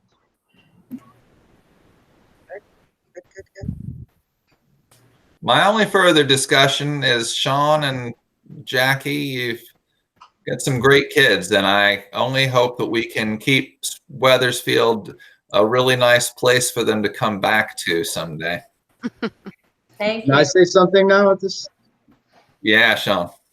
Hey, I just to that point is I wanted to say thank you to all the Weathersfield staff, the kids that have, the people have helped educate my kids. It's been unbelievable, and this is just really the last part of this, and we really as a family appreciate your support in giving them that extra opportunity. I mean, it's for Emily. Emily could tell you what it's done for her, and I think it's going to do that for Ryan. And I was thinking about this today in coming to this meeting that I hope that this is something that could be extended, that other kids down the road will be able to take advantage of. It's just such an awesome program for kids that are that level or achieving at that level through their school careers, to get to their senior year and be able to do something like this and not have that throwaway senior year where they're only taking 1 or 2 classes. I hear that senior story so much, and it's really unfortunate when there's other alternatives, and that the board is willing to support us on that. I just really appreciate that. I want you to know that. And I appreciate everything that's been done on behalf of my kids. Thank you. Thank you, Sean. Thank you. Thank you, Jackie. Thank you. To all of you. There is a motion and a second on the floor. Is there any further discussion? All those in favor, please signify by saying aye. Aye. Hi. Aye. That was unanimous. Thank you. It is great to see you, Ryan. Thank you. Good luck out there. Thank Thank very you. much. It's great to see you, Jackie. We miss you. Sounds like you guys have plenty of things to keep you busy and occupied. Yeah, no, we're not bored. I Okay. miss you guys too. Take care. You're doing a good job. Yeah. You're fighting a good fight. Let's put it that way. Will you vote yes for the budget? Thank you. We always vote yes for the budget. Thanks, John. All right. All right. Thank you. All right. Have a great one, guys. Likewise. We're gonna go eat now. Bye. Take care. Be safe. Bye. Our next item is grade 3 teacher resignation and possible new hire. Jean Marie? Yes, we thought we had, and actually we did have a lovely gentleman by the name of David O'Grady. Last month, you approved his hiring, and I really respect that he thought about it, and he decided that remote teaching was too much for him. He actually was a participant in our professional development. He came to our faculty meeting. He just felt overwhelmed. He wrote a really nice letter. First, he just wrote a one sentence. He decided not to take the job. And then I asked him why, and he wrote a very thoughtful response, which I shared with Sean and David. And his desire was to remain a long-term sub, that he didn't want to get into the weeds and the difficulties of remote learning, and he really felt that's probably where he would end up. So I have nothing but respect. He was a wonderful candidate. I'm sorry he had a change of heart, but I respect it. So I think we'd better start, if you would please, by accepting the resignation of David O'Grady. Is there a motion to accept the resignation of David O'Grady? So moved. Anne. Moved by Ann.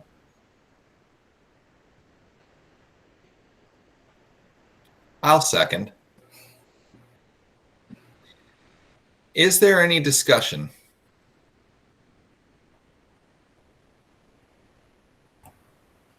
I don't think I can divulge the contents of the letter that you shared with me, Jean Marie, but his concerns did seem to go beyond just remote learning.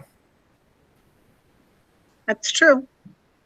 I don't have his permission to share the letter. That's why I kind of gave an overview.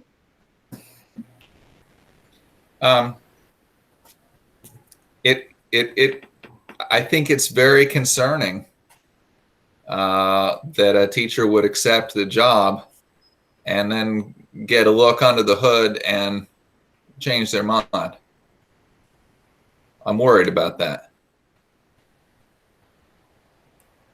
Is there a plan going forward, or are we like, I mean, I don't know if we, or Jean Marie, I guess you, maybe it's coming, but, but I'm just wondering, I don't really know where we are, like financially. Is it something that we're planning on having the third grade be? Yes. One? So after we do have a recommendation for a new hire, but I think one step at a time, we have to accept a resignation in order to have an opening. I'd just like to echo that concern too that Sean just mentioned, that it's concerning to have a teacher accept, and you know, when they accept, they've done their homework and they're committed and they want to come, and then to have something change that quickly after being in the building with the group is a Not concern. in the building, never in the building, Okay. all remote. In the virtual world. Yeah, virtual. Maybe that was part of the problem. No, I it's not the first time, Robin. We've had it happen before, not very often. I mean, usually when people commit, they come, but we've had a couple of others over my last 8-year tenure that have changed their mind. It's very frustrating because we put a lot of time into interviewing and it's hard. And again, I read the letter, but it seemed like it was a lot of different reasons, but he just didn't feel comfortable. I guess my question, maybe without revealing what was in the letter, did any of the other teachers have any problems with those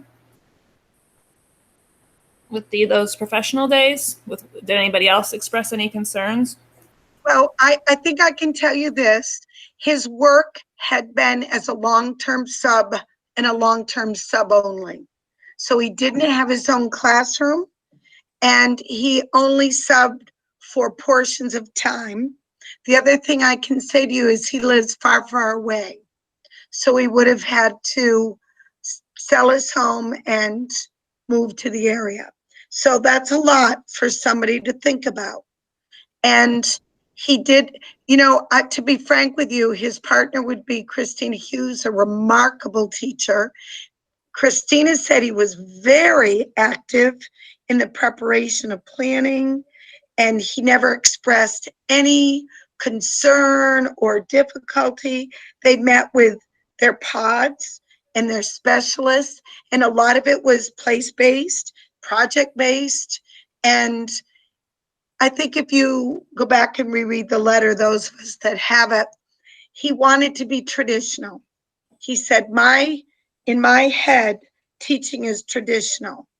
And what I saw in those pods wasn't. And he said in his mind, teaching was creative. Creativity was the word that he used. He didn't use the word traditional? Do you have it in front of you? No. He did. Maybe it's when he talked to me, I'm not sure, but he had a vision for what it should look like. And to be frank with you, these teachers are doing things outside of the box. So when the pods came together, it wasn't traditional. They didn't talk about standards. They didn't talk about proficiency-based. They talked about how can we make this learning exciting for kids, given all of our parameters. And I think that felt restrictive to him. And it wasn't one teacher getting to plan by himself. It was a combination. So I don't want to say that I know exactly what it was in his mind. I just know that it was too much. He just his final sentence, I think, Sean, was, I guess I'm just going to go back to being a sub. So that's not what we have to offer. Has this happened before? Yes. Wethersfield? No, that has never happened.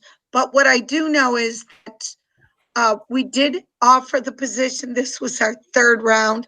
We offered the position in late May to a teacher in Springfield. It was late May, and her superintendent, she assured us during the interview that she'd notified her superintendent that it was early enough, that it wouldn't be a problem. I asked that question. And then when we offered her the position, David called her superintendent. He said, I'm not releasing her because she'd signed a letter of intent. So we lost her, and then we put it out there again. And we did have a small pool, and we hired David, and then he resigned. So we put it out there again, and we were lucky. And Kristen, I'll get to that when you're ready. We were lucky the third time. Is there any further discussion on the accepting the resignation of David O'Grady? Hearing none. All those in favor of accepting the resignation of David Grady with regret, please signify by saying aye. Aye. Aye. Aye. Opposed? That's unanimous. Okay, that brings us to the second half of this question, is about hiring a third grade teacher. What can you tell us, Jane Ray?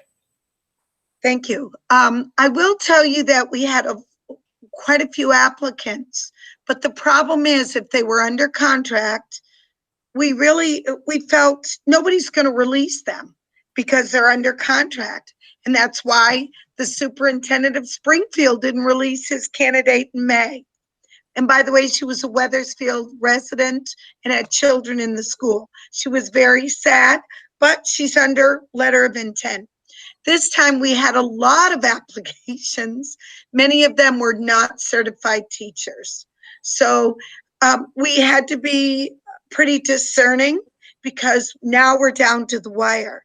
And we were very lucky to have a woman from upstate New York with 13 years experience in the primary, relocating her dream to Vermont. So we were very lucky. Certified teacher with experience. How I know she's going to stay is she's already written and said, can you help me find a place?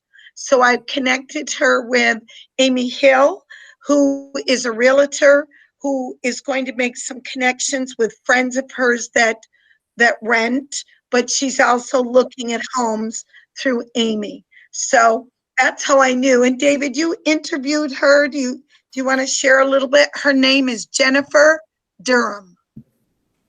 Yeah, I met with her earlier today. That's always the next step. I meet with them mostly, well, because I like to know who they are, but also mostly to go over contract, obligations and salary requirements or salary and all that's benefits. But yeah, she was very pleasant, very skilled, very experienced, and I think she'll be a really good fit. So we locked her in this morning. I think Tina might have even sent her contract out today, if not that tomorrow. Then so she's a definite once the board makes the final approval. Matter of fact, that's probably why the contract didn't go out. We were just waiting for approval. But I think we're ready to go if the board's ready to go. I think Kristen raised this question, and I'll dig in deeper. I don't know what the teacher matrix. You released the matrix towards the end of the school year, but it's sort of provisional. because I know that that's a fluid situation as you find out who's coming in and who's going out, and other factors that you have to decide. A question: what are the numbers in third grade, and how does this affect the matrix? Thank you. I've already looked into that. As you know, the numbers right now are 26, and that would be outside of the state's class size, and also your own local policy. We also have, as you know, many students with special education needs, and I could not combine those two. And I know David even asked me, that was the first question, any way we could combine those two classes? Well, aside from being outside of policy and not knowing where we're going in a COVID environment, I couldn't because of the social distancing. I don't have a room. Now think of it. I'm moving 6th grade to the AP room, possibly 8th grade to the gym, possibly. And those were my only 2 big rooms to accommodate 26. So I can't accommodate 26 third graders in any one classroom, and social distance. So, and, you know, it's tough. I'm going to tell you, we need more bodies than less. You know, think about us asking the 2 questions we're required to ask and doing a temperature check between 8 and 8:30 of 230 kids every morning. And we have met and we have a cursory plan. I need all the bodies I can get. And Katie will tell you that we're down 11 paraprofessionals in Wethersfield. Katie has been very busy working with Barb to get us where we need to be. It's possible we could start the year with less help than we need. Now, and we're talking next week too, Katie's doing the best she can to make sure that doesn't happen. We've had years like that. I can't be down a teacher. We had so many what ifs. We're dealing with so many issues and barriers and parameters. So it's just not feasible. It's a good question. It's not feasible. What if enrollment was down to 150 because kids did homeschooling or made other arrangements? How would that affect things? Well, you're right. That would be a very good point that you're bringing up, Sean, except we don't have that data. I only know what I know. And I know I have 230 registered kids. So no parent, I will tell you, some parents are asking if they can have the option. So I don't want to homeschool my kid, but can you teach them remotely? And originally the plan was no, it's either or, homeschool or you're in school. And then once we started to say that's too rigid, we need to be more flexible, we need to be more open. So then we started doing our homework with Larry. But right now, David has talked about, but there's so many variables. So parents could say, yep, I'm going to, and then we announce no buses, or the bus, we're down to 2 buses and we're changing bus routes. Parents are going to say no, or we have no way of knowing that. So right now, the only thing I know is I have 230 kids. That's all I know. Yeah, good point. And 26 are third graders.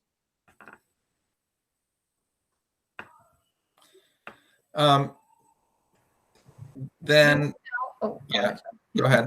sorry. I was going to say, do we know when parents would have to tell us whether they're sending their kids or not, or is that just like they can, I mean, it is what it is, like they can show up? Well, they're gonna have to follow, and this gets back to Amanda's point about, involving, the Department of Children and Families. I mean, it's not like people can just decide not to send their kids to school. I mean, they have to either be on our rolls and participating in our classes and be trackable, or so they're going to have to make a decision. We'll give them probably a deadline once we roll the plan out, which, like I said, hopefully it'll be next week. And then I think a survey will follow quickly, or maybe be even part of that rollout that simply says, do you plan to send And if not, what is your plan? You know, and then we'll kind of go from there. And I think there will be some. I don't know how many, but I think there will be some. And do we have to make the decision tonight on hiring the third grade teacher, or is that something that? Yes, or we'll lose her. It's that simple. There are not teachers readily available who are under contract. And our dilemma was they either weren't certified or they were under contract. I had a Springfield teacher contact me today. I'd like to be interviewed. I already know somebody down there was refused release. I asked the question, are you under contract? Yes, I signed a letter of intent. We can't have them. They're under contract.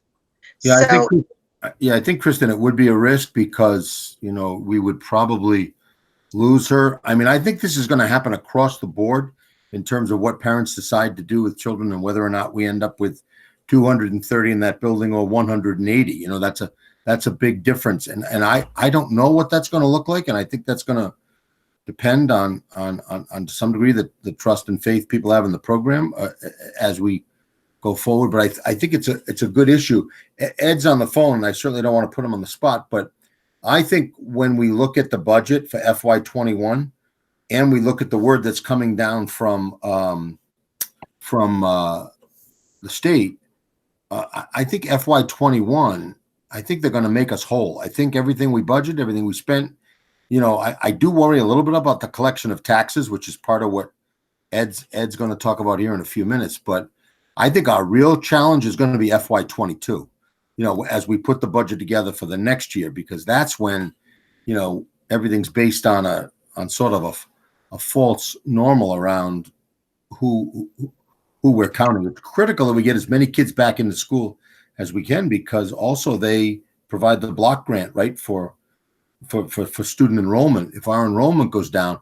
But unless a person registers with the Agency of Education, they can't just homeschool. They have to either abide by our program or, you know, at least cooperate with us in terms of accessing our program. So it'll be interesting to see what happens. It makes my hair hurt, and because I'm not sure, I'm not sure what people are going to think as we go forward. And I think and this is Sean's favorite, you know, and I agree with him 100%. It's probably going to depend a little bit on a person's political stand and on their means. What are their means to transport kids, or what are their means to provide outside activities, or what are their means to homeschool? And that's kind of sad too. But I think we're going to try to make the program as exciting as we can and hope a lot of people will enroll. But I don't know. I mean, I don't think you'd lose half of those 26. You know, you might lose 6 of those kids, so now you'll have 20. You know, that does make a class, but, you know, I don't know if you can bank on that. That's taking a big chance. Thanks. I don't believe there's a motion on the floor. What is Ms. Durham's first name? Jennifer. Then is there a motion to offer to approve the hiring of Jennifer Durham as our 3rd grade teacher for next year? I heard somebody. Was that Robin? So moved. This is Robin. Yeah. Robin moved it. Is there a second? Mark will second. Mark. Moved Robin, seconded Mark. Is there any discussion?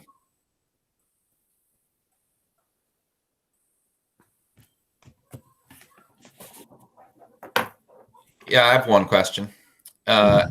Jean Marie, how does this work within the? This is a budgeted expense. This is this 3rd grade teacher is money we set aside. But how does the projected salary of Ms. Durham compare with what you're going to pay, what you had budgeted? Well, I'm so glad you asked, because I know BJ's on the line, and I'm going to paraphrase something BJ had said. we had a lot of experienced teachers retire this year. And we hired a couple of newbies and some with a little bit of experience. BJ said, we're going to have a lot of money. Now, BJ, I know you said that. So I'm going to tell you, if you looked at the teachers that retired, they were all after many, many years, experienced, wonderful teachers. You are going to realize quite a savings with the new staff. You know, I have to ask because there are so many people in our community who've lost their whole income. And when the supplemental unemployment runs out, it's really going to hit the fan. And our next time we have to go to the voters to raise the taxes, their income sensitivity is going to be based on money they made in 2019 that is just not going to be in their pockets in March of 2021. Yeah, I heard today at the governor's press conference that we've lost 75 farms since March in this state. 75 farms. By the way, I think 3 or 4 of those were goat farms, but most of them were dairy farms. But that's a lot. I think we had 665 back in March, but we lost 75 of those. So it's a hardship, and there's some money coming out to support that, but it's not pretty out there right now. It really isn't. I'm going to vote for this. I'm turning into the Grinch on fiscal matters, which I never thought I would be. But this is I'm convinced that this is something we have to do for those third graders, and so that's going to be my vote. Is there further discussion? I have a question. How many years experience did you say she had again, Jean Marie? 13 years. Well, for me, that money is well spent. I think it's a very tender age and a very tumultuous time. And I, for one, think that level of experience is going to be really helpful right now. Thanks. The motion is on the floor. It's been moved and seconded. All those in favor of hiring Jennifer Durham as our third grade teacher in 2021, please signify by saying aye. Aye. Aye. Aye. That's unanimous. Thank you. I hope that my friend Ben French is still here, because this brings us to the Hawks Mountain Grange Scholarship being awarded. Ben, you still here? Yes, I am, Sean. How are you? Hey, I was very happy to see your name and sign it. Hello, I see your face. Hey, Ben. Looking good. Thank you. Appreciate it. So are you. You don't have to start lying now, Ben. Where are you going? So I'm currently enrolled at Virginia Polytechnic Institute and State University down in Blacksburg, Virginia. That is not nothing. Do you have an intended course of study? Yes, so I've been admitted to the College of Natural Resources and Environment, which is a smaller college. It's only about 1,000 kids. And currently, I have not selected a major within the College of Natural Resources, but I'm in an exploratory course my first semester to further refine what I'd like to study within that field. I imagine your dad is extremely proud of these intentions. We hope so. I'm sure he is. I am here, and I am very proud of him. Hello, Anthony. Thank you. Hello. Let's see. Jean Marie, are you going to make the presentation? Yes, I'm ready to make the presentation. And Ben French was my student for 6 years, and I enjoyed every single minute with him. And I think of him often, and he friended me on Facebook. So I know that our relationship will continue, Ben French, long beyond your high school years. So it is with pleasure I present the Hawks Mountain Grange number 499 for 2020 Hawks Mountain Grange Award. The Hawks Mountain Grange disbanded in 2014 and donated a sum of money to offer a scholarship to a graduating senior from Wethersfield who plan to further their education in the field of agriculture. The scholarship is for $500 and will be awarded during the second semester of the student's first year of college. It is with great pleasure that we congratulate Benjamin French for receiving this scholarship. Benjamin will be attending Virginia Polytech Institute and State University of Natural Resources and Environment in the fall. His major will be, at this time that we were discussing it, exploring natural resources. Benjamin's career goal is to become possibly a state game warden or to work with the U.S. Department of Natural Resources. Another goal for Benjamin is to enter the U.S. Coast Guard. Wethersfield School, the community of Wethersfield, are very proud of Ben and would like to congratulate him. And Ben, have you received your award yet? I have. Thank you. Okay, thank you, Ben. What a pleasure. Congratulations.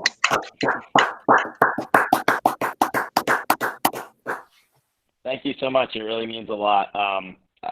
Obviously, college expenses have been growing, and choosing to attend the ranked #1 college for natural resources and environment in the country certainly comes with a hefty bill as well. And we really appreciate all the support that we've received, and especially from the Grange as well in the community, helping to further my education. Save our environment, Ben. We're counting. Will do. I'll try. Good luck out there, Ben. Thank you. I appreciate it. It's great to see you. Thank you. Take care, guys. Have a good night. See you, Ben.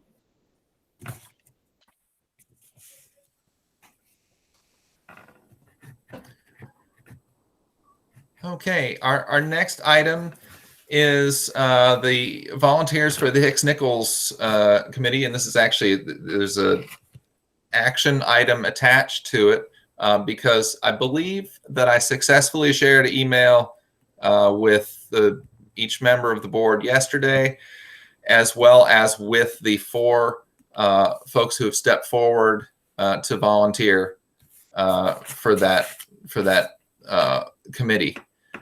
So I won't share all the details now of what was in that letter. You saw it. But one thing I will say is that I did get everyone on that, every member that's volunteered, I got their mailing address so that I can send them the packet that includes the information about how the grant came about, who gave it, history of the Hicks family, and the existing bylaws of the Hicks-Nichols committee. Now, it's my thought about, we talked about term lengths being 2 3 years, 2 2 years, and 2 1 years. And it will be for board members of the future to keep that straight. But for the sake of simplicity tonight, I would recommend that we simply appoint those members to the committee and let them sort out in their first meeting who gets what term length. Are we willing to devolve that responsibility to the members of the committee? That's fine with me. And as far as in the future, I don't think it's be that confusing because I think from now on it's just going to be 3-year terms as they roll off. That was sort of the reason for doing 1, 2, 3. Right. Okay. All right, then.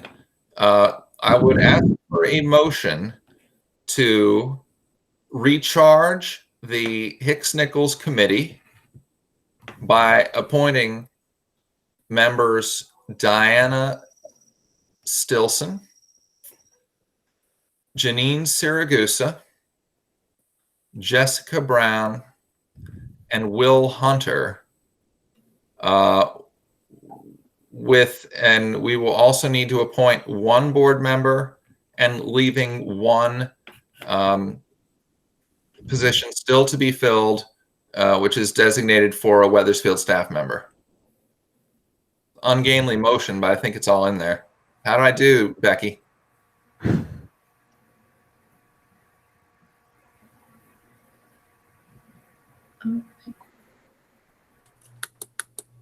Oh. She's trying to find her volume, I think.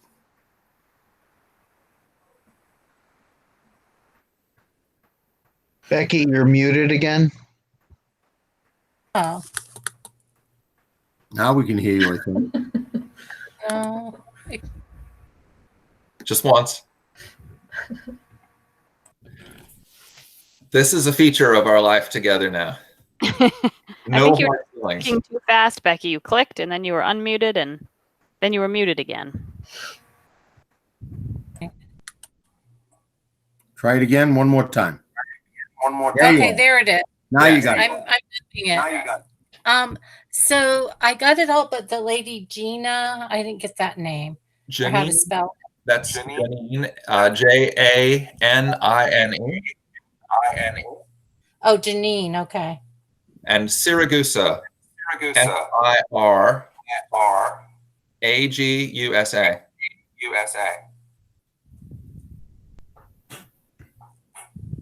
Okay. Sean, I'm still willing to be on the committee if next time.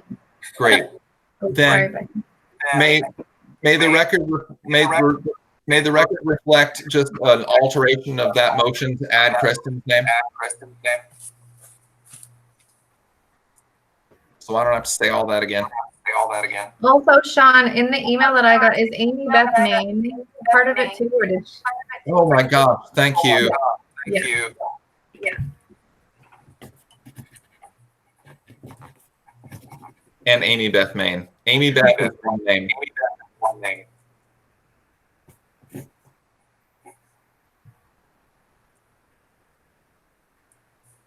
Okay. Will somebody make that motion? So moved. And Seconded by Robin. Further discussion? All those in favor? Aye. Aye. Aye. That's unanimous. Something's happened to our connection where there's a... Sounds like we have an echo. Yeah, there's an echo. We just all need to mute. Just make sure you mute.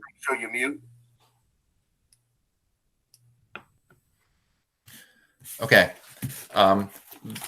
That brings us to our next item, which is the part-time secretarial position. Jean Marie, or BJ, or both. Are you prepared to speak to this? Yes, both BJST and I are prepared to speak to this. So, like Sean, we've been very cognizant of our spending and lack thereof, but also, I don't know the year end. Obviously, Ed's going to talk with you about how we look at the end of our fiscal year FY20. However, as BJ's a member of the task force, and so I actually have been coming to school, and so is she, and we've been reviewing a myriad of things that we need to be cognizant of as we prepare for this very deliberate and delicate reopening of school in person. And we have to remember, Joan was 5 hours a day. And I'm going to be frank here, and I know SAPA TV is, and BJ will kill me tomorrow, but SAPA TV is taping. I don't care. BJ would have to wait till Joan came at 10 in the morning to use the ladies' room. That's how busy we are in the office. And I said, that's ludicrous, BJ. Are you kidding me? it's the way it is. She's the only one until Joan comes in that she has to do attendance in the morning. She calls parents of kids who aren't there.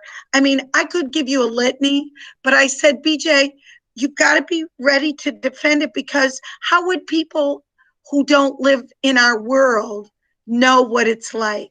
So I do want BJ to talk with you a little bit about why we both feel, not just BJ, we both feel that we really need to have that part-time secretarial position filled in these ghastly times when we're trying to do everything and be really conscious about mental health for kids, safety for kids.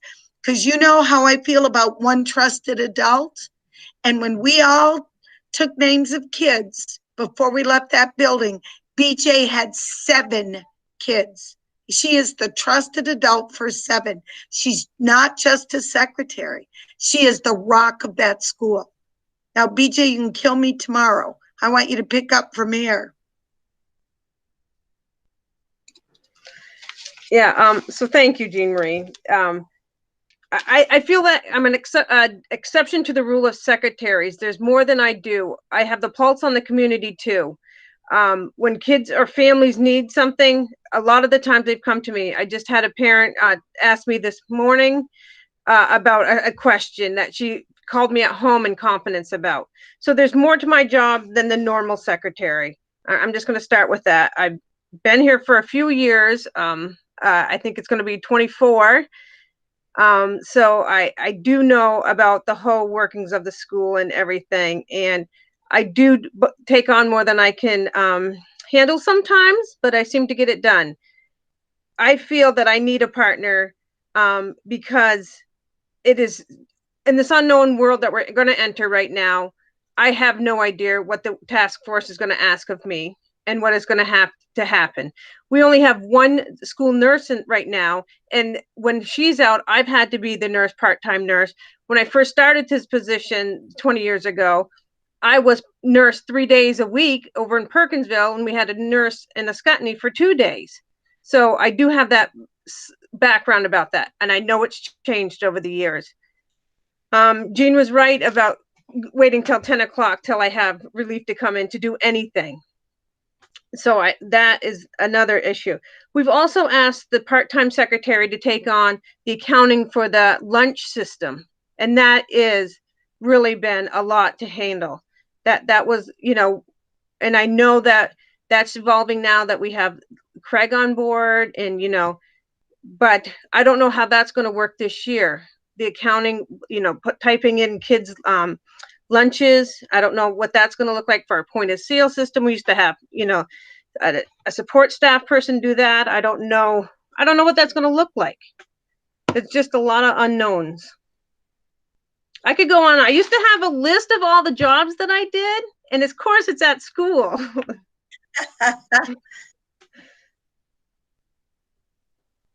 I really feel I do need somebody to help me in the office.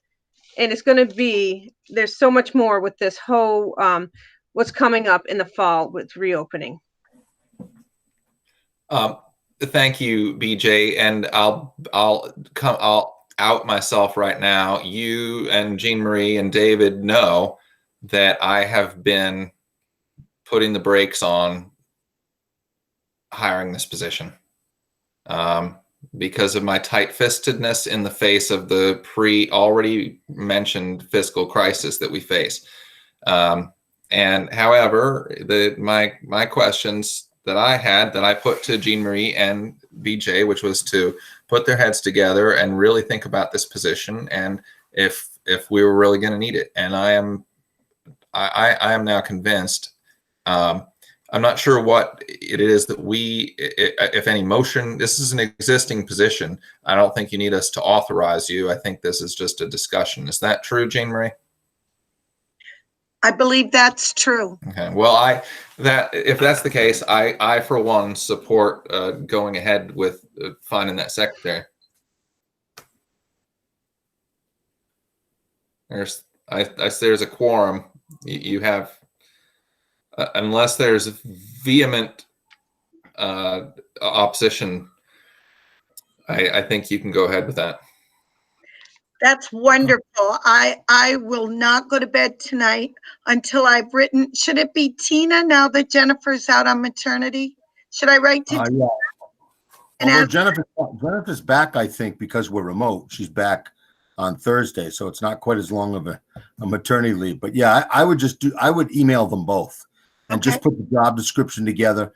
How many hours was Joan again, Jean and 5 BJ? a day, 20 a week. 5 a day, 20 a week. And are you thinking of 25 a week, sorry. 25 a week? Are you thinking of keeping the same hours basically? Well, we would love it to be a little more, but then we're getting into the area of offering benefits. So I think for now, we have to keep it just as it is. Keep it at we're 5. fiscal too. We talked about it. Ideally, we would love it to be 30 hours. But again, then you have to offer benefits. And we really need to be fiscally responsible too. So we're going to run it as a part-time 25 hours a week secretarial. Is this a union or an at-will position, Jean Marie? This is a union position, but I thought union positions could be at will, no? No, they would have to be, a union position is a union position, so she'd be part of the union agreement, right? I mean, it doesn't matter. You can set the hours still, but the benefits kick in after a certain point, like you just said.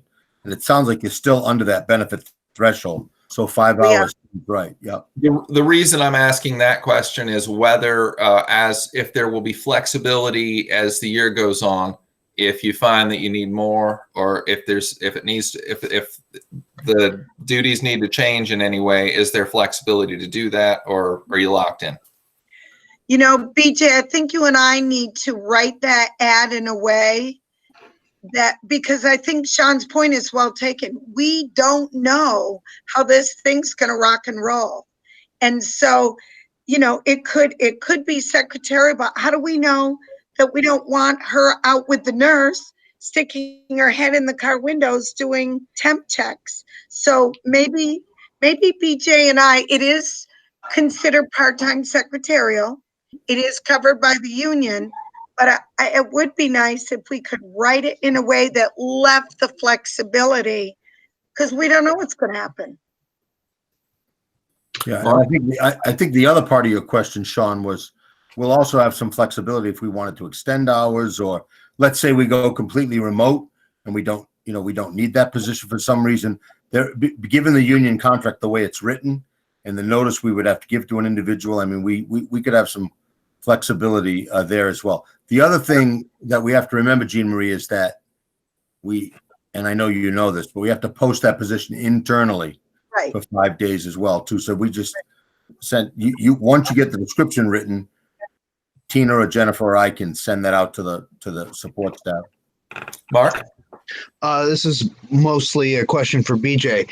Is there any way of assigning a portion of the food service billing hours to food service as opposed to this particular position, just so that it gives you the possibility to free up these guys as you and Jean Marie see fit, and it's not lumped into that position and taking away from that 5 hours a day for that position? Or is that just not practical? No, the way we've got the food, that's a good question, Mark. The way we've got the food service divided up, it all falls back to the Wethersfield bottom line anyway, because food service is not completely supervisory union wide yet. You still, for example, your 2 cooks are district employees, right? I mean, Craig's a supervisory union employee, but I think BJ's absolutely right with the fact that we can't have a congregational meal and we're going to be doing some delivering. I think those duties are going to change. So we probably just see how that evolves. But I think that's what Jean is saying. It might be that we go from the food service to something else, that is going to be needed, including well checks or, well, that's what I'm saying. I want them to have that flexibility. I'm just looking for ways to shuffle the Yeah, I think we can work that numbers around. Yep. Okay. I think you have what you need there, Jean Marie. I want to thank you very much. And even though I'm in vacation and I need to put my grandkids to bed very soon, I really want, BJ and I've been worried about this. So BJ, maybe you and I can connect in the morning, wordsmith it, get it posted, send it off to Jennifer, and we'll go from there. Thank you. Sean, thank you. We've been worried. Thank you very much. I appreciate it. Thank you for all you do. That brings us to our next agenda item. Ed, I hope you are here. The Wethersfield Board put our signatures to a tax anticipation note last week. And Ed, can you explain to the good folks at home what we were doing? Well, in order to make sure that you have enough cash throughout the year, I've set up a tax anticipation note, and that's basically a line of credit that we can tap when we don't have money in the bank. And that's because the money doesn't always come in on a monthly basis. It comes in kind of quarterly. So sometimes we experience problems with cash. So I went and put together a cash flow for the banks, and you qualified for $632,000. And I think I sent that note out with an email about a month ago. Yep. My objective was to try to get it approved by the 1st of July, but that didn't happen. So I think what I was asked to do tonight was to answer questions that the board members have. So if anybody has any questions, I'd be happy to answer them. I would ask a clarifying question. Oh, sorry. May I? Go ahead. Yeah, go, Sean. My clarifying question is, it's my understanding that this has become important at this time because of uncertainty about how much taxes will be collected and won't be collected. Well, that's hard to project, but certainly with the way that the pandemic has affected economics in the local area, I would imagine that the town is going to have problems with their cash flow, and I would anticipate that Wethersfield School District, because they're tied to the town, will have some too. The town has also done the same thing. Okay. It's Kristen. Do we know, I mean, if the town's collecting the taxes and then pays the school in full, do we know, I mean, I know it's kind of uncertain, but is it entirely necessary, or have we tried to work with the town to see, have they? Yeah, in the past I've been able to work with the town, but I don't know whether or not the town's going to be in a position to be able to give me money when they're going to be. It's a new world, you know. I don't know whether I'll even need to access this money, but if I don't do the setup now, if the day comes where I do need it, I'm not going to be able to access it because I won't have. It'll take me a month or 6 weeks to set it up, like this one did. You know, it's a fairly lengthy process. I've got to get board approval. I've got to get it into the minutes. I've got to get a lawyer to form an opinion letter. So I just want to have it there just in case. Wethersfield's never used a line of credit in the past. Yes, I have worked with this town, but I'm just trying to anticipate what might happen.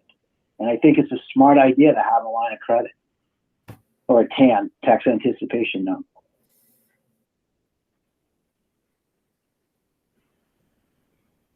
Ed, do you need a vote of the board tonight? Yeah, I need the board to approve the note, and that I need them to okay that Gail and I can access the cash, meaning we can authorize the payment of cash back and forth. Right. So Becky, so you have the amount. Do you want to give that amount again, Ed? Yeah, I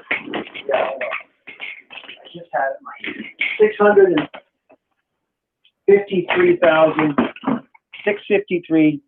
$653,233.33. That 33 cents is going to be critical in the end. That's what the note says. So yeah, I got it. Yeah. Did you get that, Becky? So the motion would be to approve a tax anticipation note in the amount of what Ed just said, and to authorize the business office to expend those funds as needed. Well, to authorize Gail McCoy and Ed Connors Oh, you need a name in there? Okay. Okay. So how this note works is when we draw it down, the money goes in and then the money goes back. So if we draw $100,000 out of this note, then the next time we go to draw money, it's not 653, it's 553. And when we're in a position where we have cash, the first thing we do is pay it back. So the note has to be zero by the end of the fiscal year. Do we know where we're at now, or like where we ended up? Or I'm just wondering about like. I don't have final numbers yet. I don't have final. Go ahead. I think I presented to the board not too long ago. Let me just see. Hold on. Yeah, we're you close out on that June 30th, right? So, and a matter of fact, it's another agenda item. I think probably in August, whether it's at the retreat or at another date. Ed can give a more thorough financial report, but the numbers probably haven't changed that much. Are you looking for that number, Ed, that you reported a couple of months ago? Yeah. No, I have reported it on the 24th. Of June? Yeah, and you were running about break even. Just about even. Yeah. In fact, you were $935 and let's see, 48 cents in the red. But with closeout, I mean, and the final revenues coming in for the last fiscal year, that number could change still, right? One of the things that's going on right now, and the reason I was late tonight was because there's a lot of money that's still being determined how it's going to be sent out. And one of them, there's care money, there's all kinds of monies that are part of this, the federal government's effort to try to make schools whole. And David, you said earlier that they were going to make us whole for next year. I mean, that's still not clear. Yeah. They may make it so that any money we draw down from these various federal loans is taken out of what we get from the state next year. Mm-hmm. And that's what we're working on right now, is to try to figure out how to do that. And I'm working with a committee that's taking a look at a couple of these grants to figure out how what's eligible and how is it going to be accounted for over this year from 20 to 21. So I think it's a little premature to say that we're going to get made whole. And I think Sean's point is very well taken. If there's an opportunity to experience any savings, the school should jump on it. But that's for the board to determine. We should see some sort of a savings rate going into 2021, just with the retirees with the salary, right? Yeah. You had a lot of people at the top go out, or at the high number on the schedule. Yeah. And again, transportation's a big if. The lunch program's a big if. So, I think that's why I'm hoping in August, by August, middle to late August, we'll have this all sorted out, and not all sorted out. Transportation, and the example of transportation. I mean, if you take a bus that's full, and a bus can take 24 kids with the COVID restrictions, and a regular bus takes 75, right? That means that a regular bus, when it's full, is 75, and with the COVID restrictions, you're going to need 3 buses. And that's not going to be inexpensive. So any savings you might realize by having a teacher who's less experienced is going to be eaten up pretty quickly, because we're talking tens of thousands, if that. And the bus transportation is significantly more than that. So again, those are things that have yet to be determined as we move towards the reopening. Because the restrictions seem to be getting more confining as we move forward. Never mind the air circulators and safe rooms, and it's a pretty involved process. I've been working with Jim, and some of the stuff that they're asking for is pretty pricey. Yeah, pretty expensive. This is why I've been grouchy about money, because I see this coming. Yeah, that's what I think, Sean. I think that what your point earlier was very well taken. It's, you know, to try to meet the criterion that has been put forward for the COVID and the reopening is going to be very, very expensive, and it doesn't look like the current federal climate is going to give us a lot of money for that.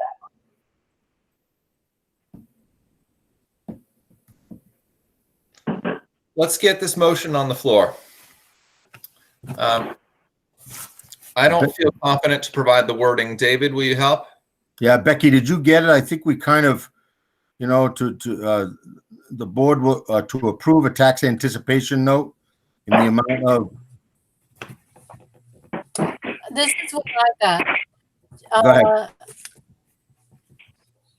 To make a motion, we make a motion for the Weathersfield Board to authorize a tax anticipation fund in the amount of 653,233.33, and authorize Ed Connors and Gail. I just need her full name and how to spell it. It's MC. It's MC capital COY. Like the Hatfields and the McCoys. Hatfield and McCoy. Okay, and Good analogy. is it GAYLE or GAIL? GAIL. Okay. And Becky, it's tax anticipation note. And the abbreviation is TAN. The abbreviation is TAN. TAN. Oh, TAN. Okay. And you people, I think everyone on the board has signed it, correct? Yes. Yeah. Steve And it may Heyer not signed be used. Yeah. What'd you say, Ed? And Steve Heyer has signed it. Yes. So now all I need to do is get these minutes printed up. When do you think you'll have them ready, the minutes, so I can send this in? Becky's pretty good. Becky, do you think you could do it a little? You're pretty good about getting minutes, but the minutes have to go with the note. Yeah, I'll do them as soon as I can. I still work full time too. So I'll start working on them tomorrow night. Maybe by Friday. Yeah, I mean, you know, like I have a very full day. Sadly, I spend a lot of time writing in my regular job and on Zoom meetings and stuff. So I have to write a lot for my normal job. But I will try, Ed, I'll try working on it tomorrow. I can usually get it done in a. Thank you very much. You're welcome. And then then it'll be done. And then I'll proofread it and send it off. Yeah, just send a copy to Ed when you send it. Okay, send a copy to Ed and Diane right now. Right. Okay. Yeah, because a draft copy's good. I have moved this item. Is there a second? I second. This is Robin. Sounds like Robin seconded. Further discussion? Hearing none. All those in favor of the motion, please say aye. Aye. Aye. Aye. Opposed? That's unanimous. Thank you, Ed. Thanks, You're Ed. welcome. Thank you. See you on the other Thank side. you very much.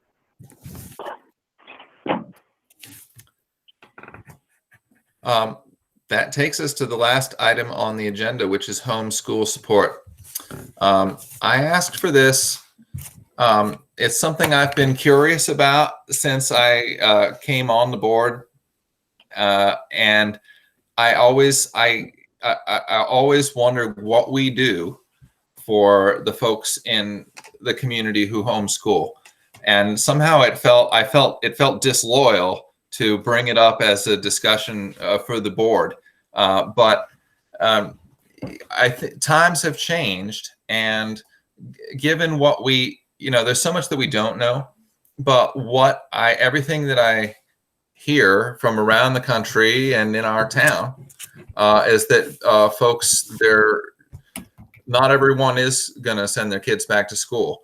And So what I have been looking for is a way, is how do we, and this is the way I've thought about the homeschooling question all along, is how do we, what can the school board do to help to serve those families, and in some way keep them within the school community of Weathersfield School as well, where they can access some of our activities. And I know I wrote to Angie last week to ask about this a little bit, and that's one of the things she said, that we do, that some of our homeschoolers in the community do come in for specials and sports. And the other thing she said is that the state Secretary of Education offers, on their website, there's support for homeschoolers. We also know that, of course, that many of the software programs that the SU pays for are also accessible through the dashboard.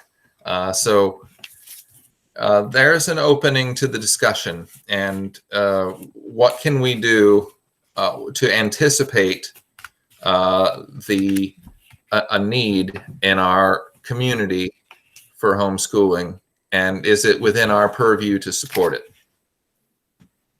Angie, can I put that question back to you first?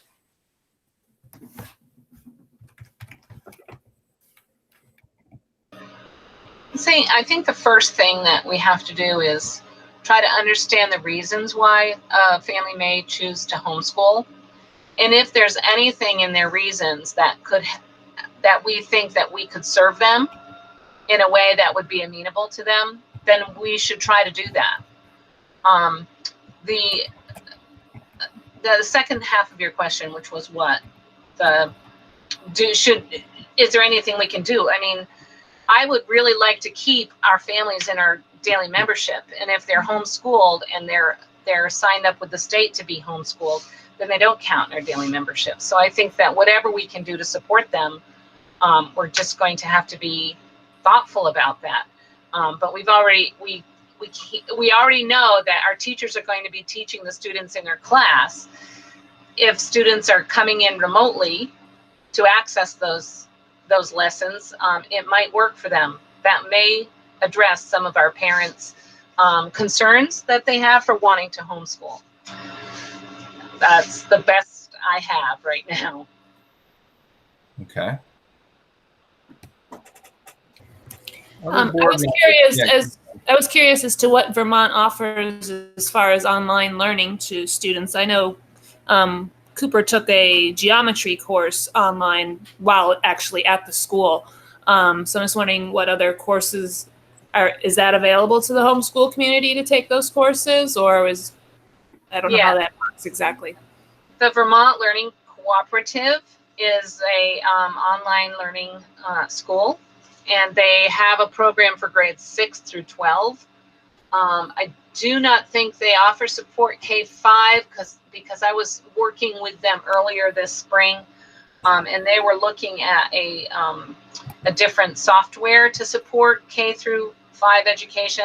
A team of us from across the SU took a course through Vermont Learning Cooperative on online best teaching practices, and so I understand that they have the courseware, and I don't know if that is a fee. I'm assuming you'd have to pay a fee as a homeschooling parent to access that, but I don't know that to be true.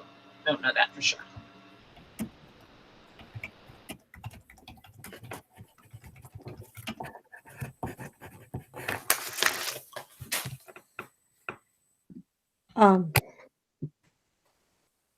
Yeah, Katie. Just to pipe in, for special students who are identified as having special needs, there's a very small pot of money we're allocated every year as part of our Idea B grant. It's called the proportional share. And historically, we have used that for students who are enrolled in home study programs to provide some direct instruction. The rules on that are pretty strict. having to do with once that fund is done, that there isn't any more. If a student is officially home study student, we have they transition to what's called an individual service plan, which is not an entitlement, which is different.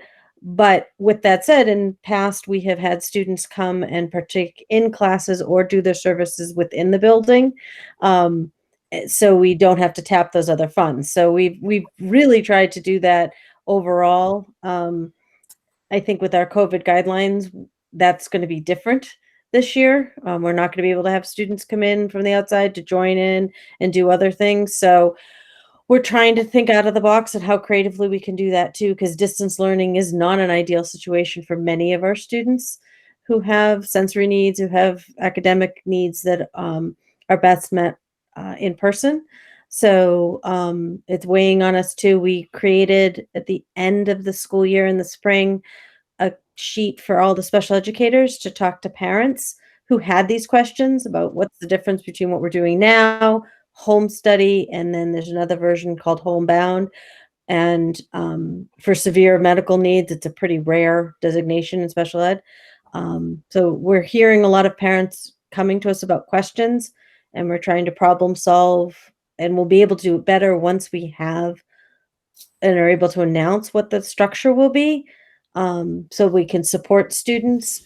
But it will definitely look different than we have in the past. So at least that's from our world for special ed.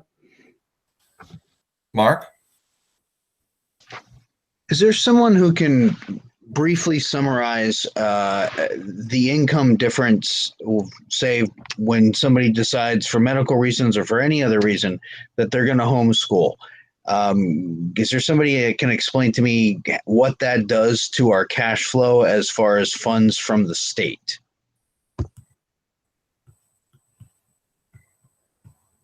Angie, you referred to the daily count. Go ahead. Yeah.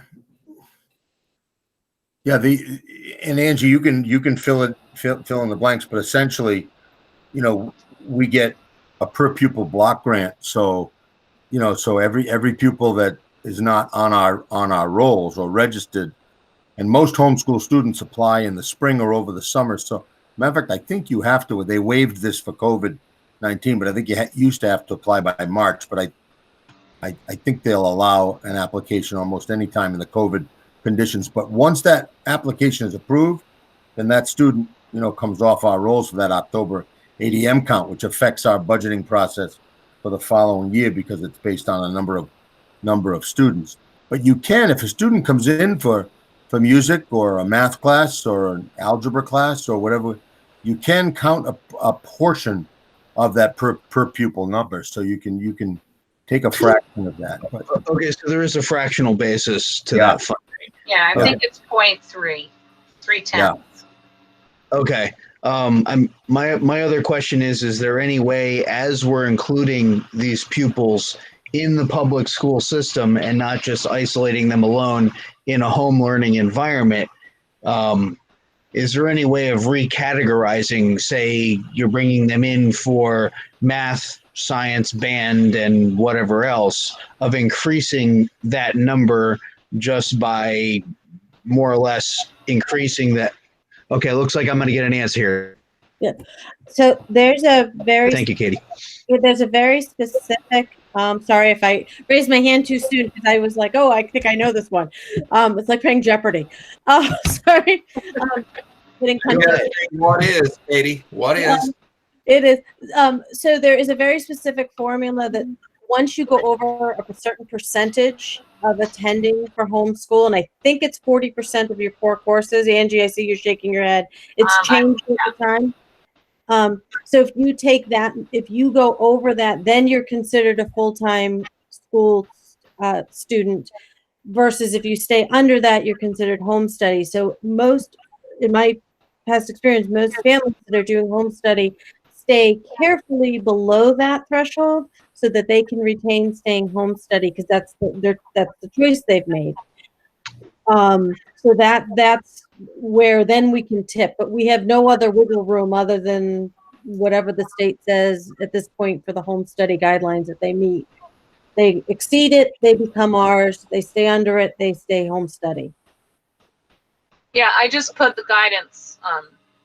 The home study page on the AOE is pretty current, and they have a lot of documents there. And the one I referenced there is from the frequently asked questions for public school. So to be enrolled, they have to have 3 of their 4 academics at home. I sent a link to the home study. I just in your email. So if you ever want to tighten up on your home study knowledge, that link will bring you right to that AOE website.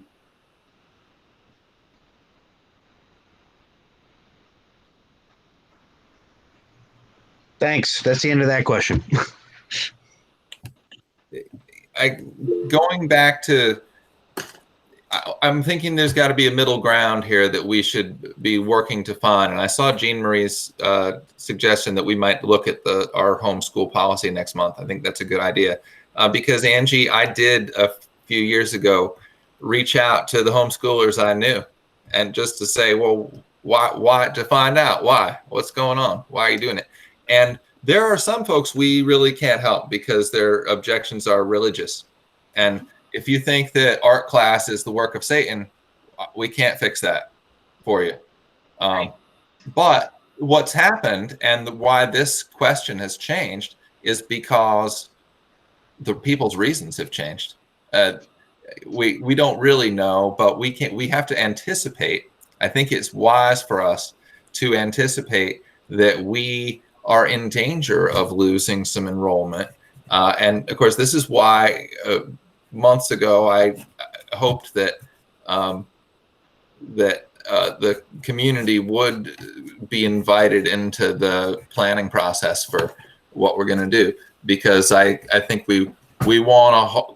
I hear everybody saying we want to embrace these folks and we want them in the fold and we want to be together. But I think it's high time now to recognize that people's reasons for homeschooling may have changed and the needs have also changed.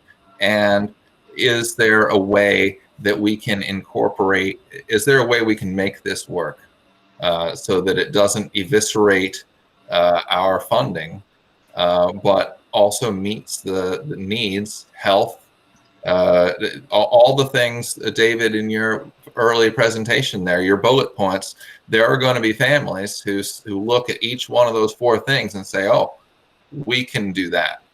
And we're not sure that the school can do that. I think there are many pieces to this, and I think we should continue to discuss it, but soon, because surely there are things we can do to reassure families about the quality of what we're going to provide next year, and also ways of meeting them in the middle without losing those enrollments.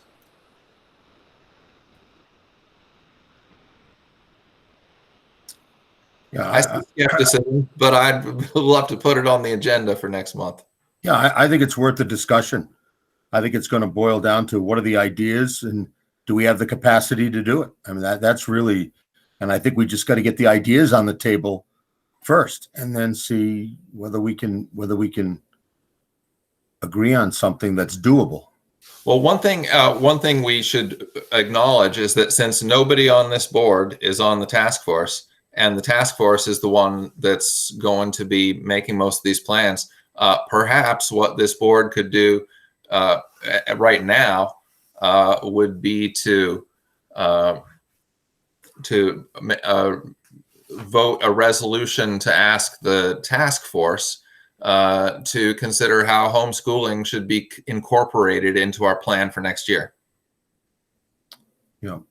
So I think if you do that, which is fine, I think we just have to be careful of the verbiage. I mean, I know we're always talking about what, do you want the resolution to incorporate home study children who are approved by the AOE into our plan so that we have a way to service those kids?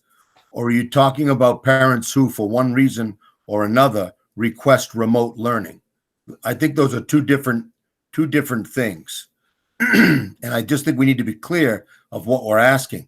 I think there's a cadre of parents who get together who, for various reasons, like you said, some of them religious, some of them intellectual, some of them personal, and they like to homeschool their kids. Vermont has one of the highest per capita numbers of kids being homeschooled and approved, and they have a pretty easy process to go through. So if you want to figure out a way in our plan to accommodate those home study kids, I think that's one thing. If what you're really asking is, if somebody says, I'm really nervous about sending my kid in, I'd like some remote learning, to me, that's a different question. So I guess I just want to be clear on what we're asking. I'm not sure that I can provide that clarity for you with so much unknown. I think that's part of the problem. You're right. Yeah, but I think you get the gist of what I'm saying too. Yeah, I do. I don't think you need the exact words. You know what I'm saying. Yep. Yeah, for those people who don't want to send their kids to school, you want the task force to see if there's a way to accommodate them. That's good enough. Yeah. And the task force has talked about that, and I think we can continue to try to address that somehow.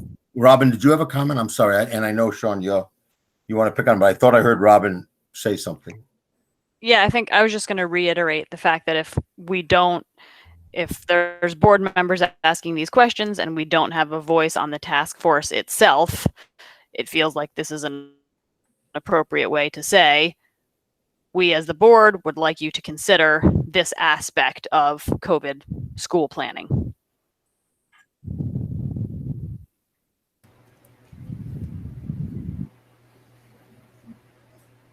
Yeah, and I just continue to say it's going to boil down to capacity. I think if we have the capacity to do it, or there's a way to do it, we'll do it. And some of it's going to depend on numbers, which we don't know now. There's some hypothetical group of people out there in the supervisory union who are contemplating not wanting to send their kids back. I don't know who they are. I don't know if they'd be honest if we asked them. We know who in June said that, because we had about 20% of our parents who said that even with restrictions, we don't want to send our kids back. So we know that, but has that changed? And I think part of what we're going to do is do another survey to see what that means. But probably, let's say there's 20% of the students across the SU that don't want to return. There's probably, let's say that's 200 kids or 150 kids. There's probably 150 reasons why they don't want to return, and 150 things that they'd like us to do for them. And I don't know that we have the capacity. But I guess we got to find out what we're facing in terms of who those folks are. I don't know if we need to know by name, but we certainly need to know by number. Probably even more important to know by school, right? Because if there are 100 of them in Wethersfield and 20 of them at Heartland, that's a different issue for Wethersfield than it is for Heartland. So maybe we've just got to find that number first. And Angie, you and I have talked about that. We've got to figure out a way to get another very simple survey out. But I don't think you can get that survey out till you get the plan out, because I don't know that I think some people are waiting to see what the plan is before they decide whether they're going to send their children or not. Yes, I think you're right, David. I think we need to get the plan out first so that parents can make that decision, based on their family situation. And I'm also wondering if it wouldn't financially benefit us to offer the remote learning if the numbers are high enough, just because you're going to lose so many kids that. Yeah. Katie? Oh, you're on mute, Katie. Got it. As I'm listening, I'm thinking that some of this comes down to educating the public about the nuances. Our language is so similar: home study, homebound, homeschooling, remote learning. I mean, it's dizzying for us who eat, sleep, and breathe it. So to follow up with, once the plan's out, having part of that plan with that, if you decide on an alternative home study, is this if you're choosing to want to take us up on remote learning. And one of the things that we did discuss as a team is if a person decides to work at home, but not be a home study student, we're still legally responsible as a school unit. So I think as a task force, that's what we've been grappling at, what that would look like. But what I'm hearing, what I'm correctly, is that as this plan comes out, we have to be prepared to have those, at least the bones of something that addresses individuals that take us to other options that are legally available to them, and that we deemed can work within this system. But part of that is educating folks on all the different language that's coming out and what options there are. So maybe it's a 2-tier piece of plan comes out, and then, helping families navigate that, and how that looks, I don't know in terms of how we get that message out. But that then will help us get our numbers, because then people will understand what that means, and then we can better develop it. I think that we've got to get the core first. So that was just a light bulb. Yeah, Katie, I hear you, Katie. Yeah, right, go ahead, Kristen. I was just going to say that's a really good point. Like, because just from as a parent, I've heard lots of other parents saying the extreme of like, oh, I'm definitely sending my kids no matter what. But then others like, well, I just want to kind of keep mine home. And David made the point of like, well, if we're not offering a full day of remote learning and in school teaching, that there is a difference between actually homeschooling your child and either sending them to school. There may not be the option of a full remote learning day. I don't know, but I think that really needs to be clarified, because I think homeschooling and remote learning have become one sort of like period, and it's not. But I think a lot of parents are going, well, I'm homeschooling my kid right now, even though they're not. The teachers are still sending work, etc. So that that really needs to be clear.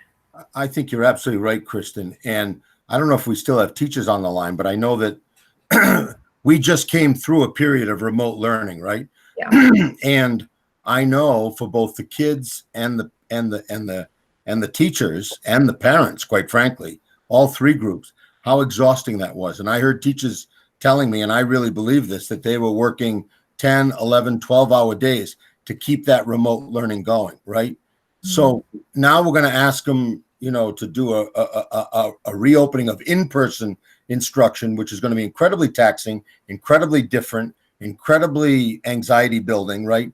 And what I think we need to know is what's the number of parents that are asking for a complete remote or homebound, call it whatever you want, we don't want to send them to school.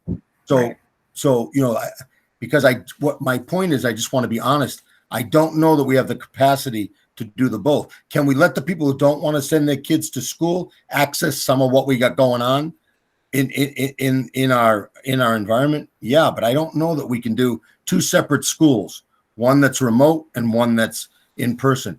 Maybe we can if we get enough parents who want that. But I guess we'll have to just see when we release the plan. I don't think it's really fair to the teachers, just from what I've seen them do. And it also just sounds like a lot, having them be masked all day and then have to record videos or whatever at night. Like, it just seems like crazy. Yeah. To do both. But I think that depends on numbers, though. Like we just said, if there's 26 third graders and we have two teachers and 14 of them want to be at home, that's one teacher could go remote. Yeah. Maybe that actually would be a benefit to a teacher, because maybe the teacher who is more at risk for some reason would rather do right.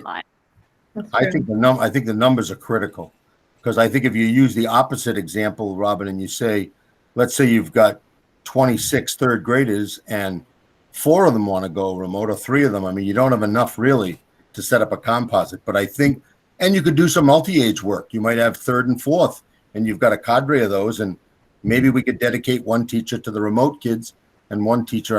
I think we can explore that, but we're going to need to know the numbers first. we have decided that we'll provide access. Larry's working on providing access if parents want to access those classrooms, during the remote learning that's going on in there. But I could foresee if we're going outside a lot and we're taking walks and that could be carrying that Google Classroom around with you in a laptop form could get pretty testy.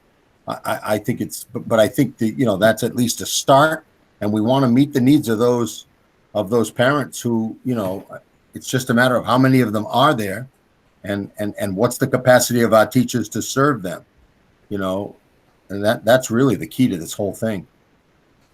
And I think Katie's right about the explanation of terminology is really critical, because we want to make sure the survey results are accurate and that we understand the reasons and what parents are saying.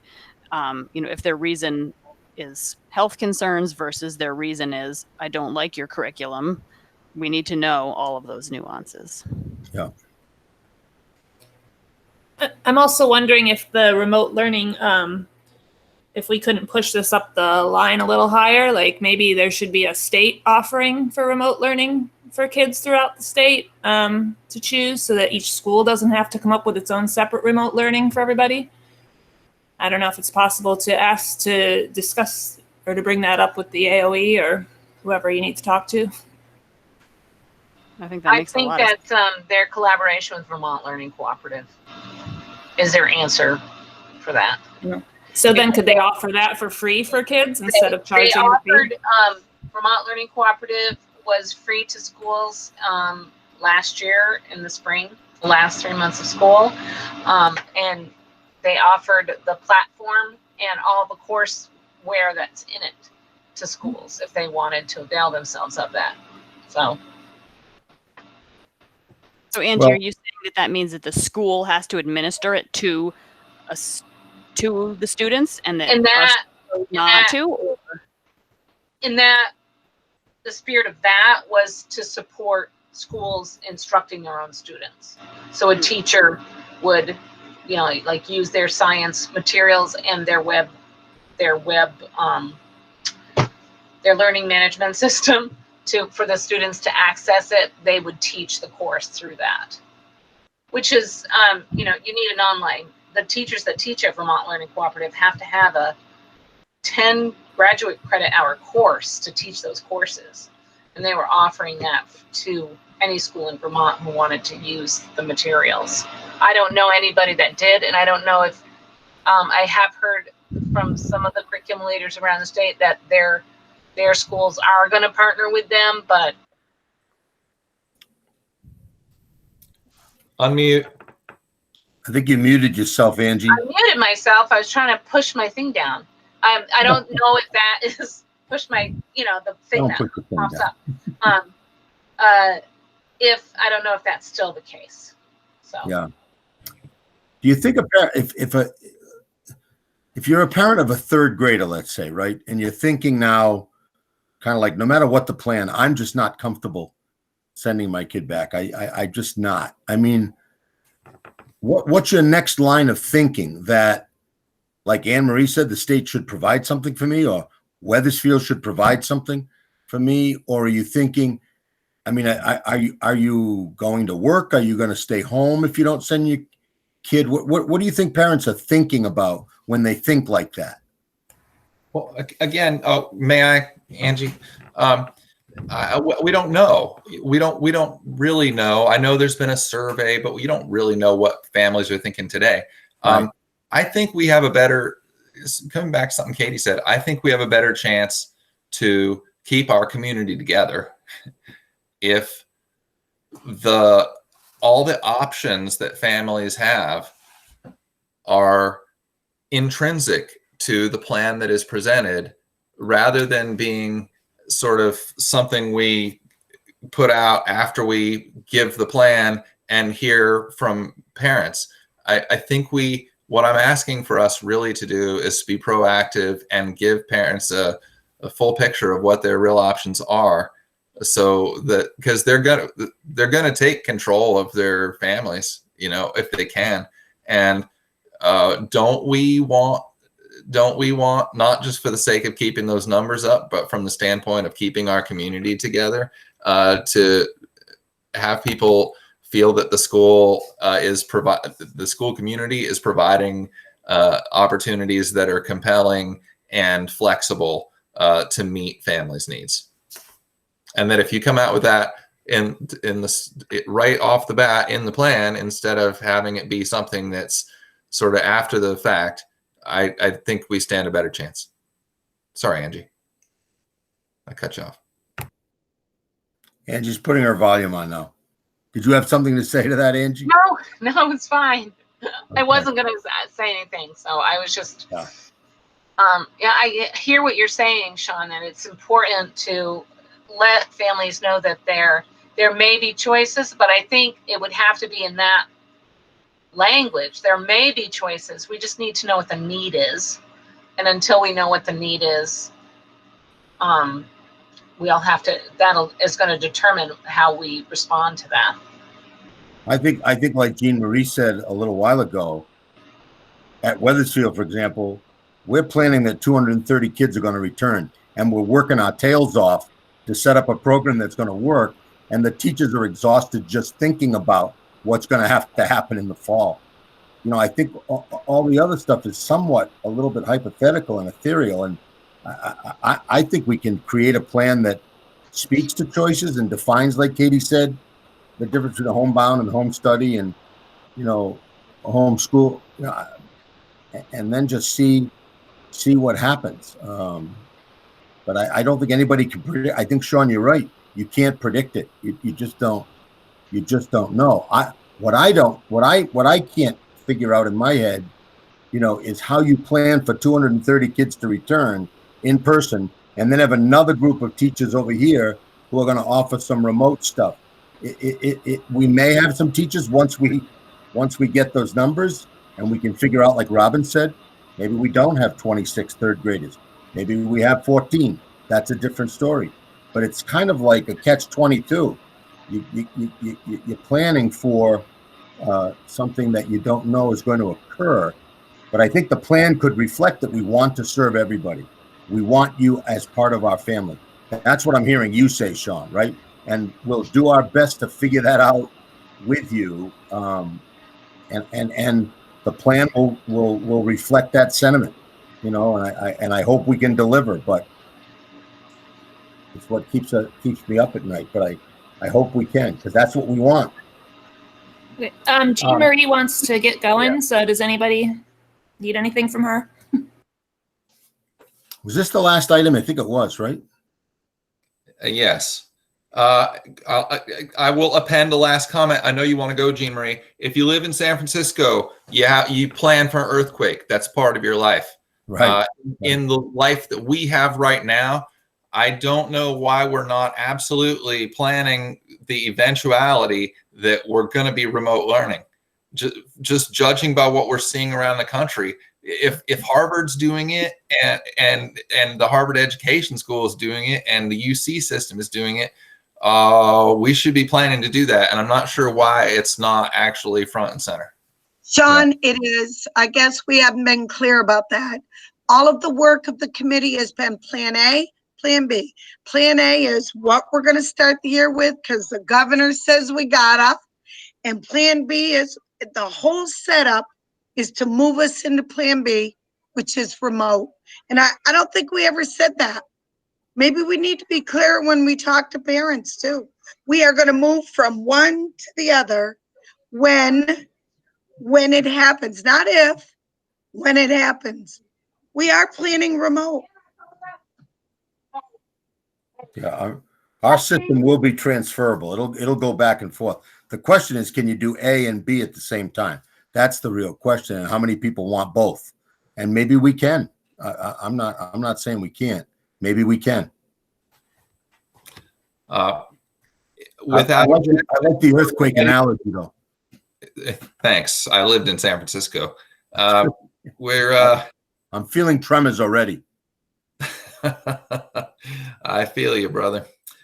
Without objection, then can we go? Yeah, Angie. Oh, okay. Then Jean Marie, without objection, can we go to Jean Marie's principal report so she can be with her grandchildren? Yeah. Cool. My principal's report is nothing. Okay. Nothing to report, other than I've already told you tonight. We are working round the clock on Plan A and B. Enjoy your grandchildren. I'm trying. Thank you. I'm going to go feed them and put them to bed. Good night. Good night. David, that brings us to you, the superintendent's report. You're muted, so there must not be much.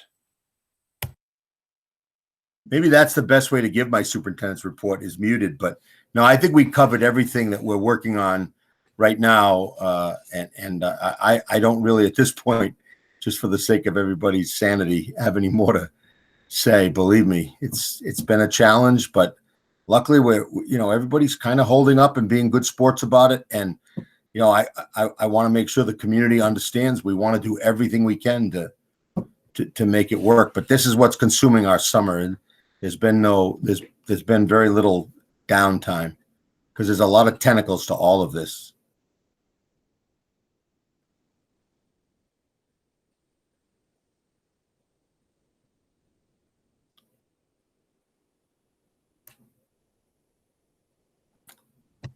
After I have something, an SU question for you.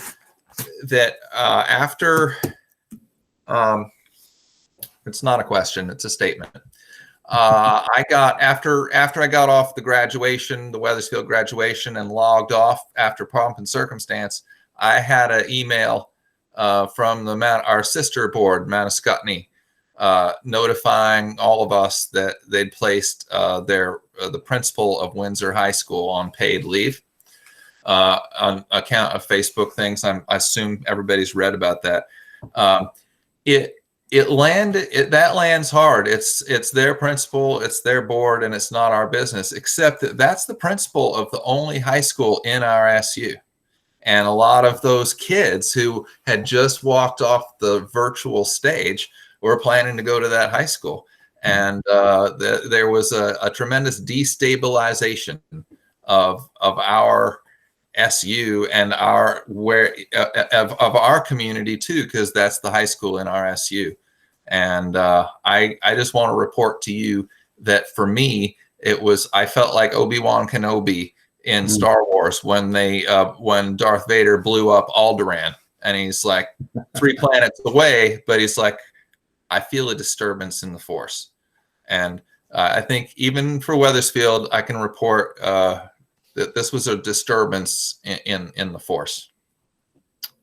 Yeah, no, I imagine it was. And by the way, Wethersfield has been a great partner with Windsor High School, and you sent a large number of kids this year. You also sent a large number of kids last year. I mean, it's been a good partnership. So I can imagine that's the case.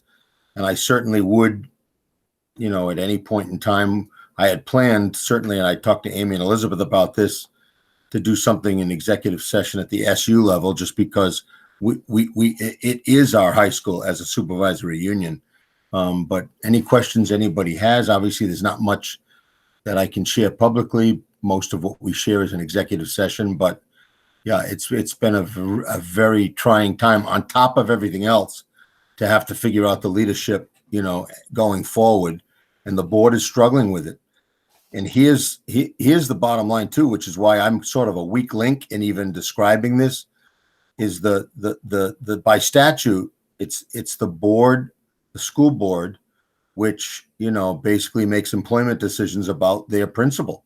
And quite frankly, the supervisory union board about their superintendent. And I don't, unlike with support staff or even teachers where I recommend, I don't, it's really, so the board has taken a lot of lead in this, and I know I'm sure they would love to share with this board, their thinking right now, probably in executive session.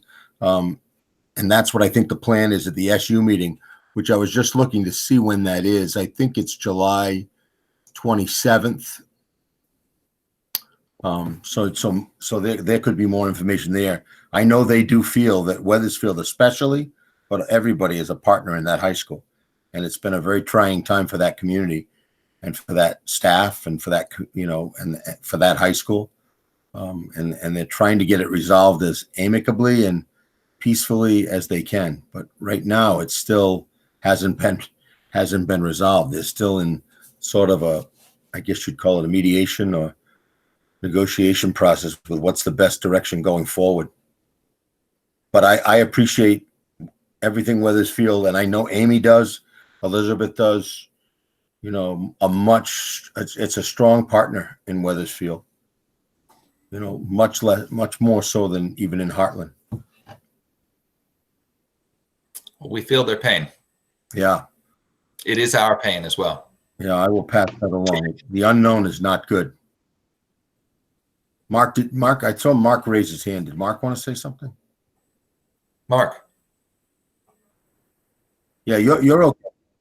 Okay, yeah, I for one was sort of relieved that that topic didn't take over the last SU meeting. I was fully expecting that it would, and I was really happy that we didn't all get into. I mean, yes, it directly affects us as the only high school in the SU, but I was glad that the entire meeting wasn't sucked into that vortex. So I just think there's a place for informing this board and how those decisions are going to affect our students that we have charge of. And I just felt it was appropriately played last meeting. Yeah. I think anything we did, Mark, would be an executive session, but I think, I don't want to speak for Amy and Elizabeth, but I think they would like nothing more than to give the Weathersfield representatives and the Heartland representatives an update on where they sit and sort of some of the background information on this, because there's a lot more than what people read in newspapers or, that's always the case. So stay tuned. Thank you, David. Do you anything further? I'm good. Okay. Thank you. I believe that takes us to setting the next agenda. Am I right? All right. Yes. Yes. We've done our items for action. And the next agenda. We have principal search at our board retreat and also Weathersfield homeschool policy. So is our next meeting our board retreat, or? That could be. That's what Heartland's doing. That was their meeting for this month. So you could do that for August. I think it would be very, I personally feel that would be appropriate given everything that's riding, to make it a board retreat that's very explicitly open to the community. Okay. How does, Anne, I see you assenting to that. How do other members of the board feel? Yeah? Yeah.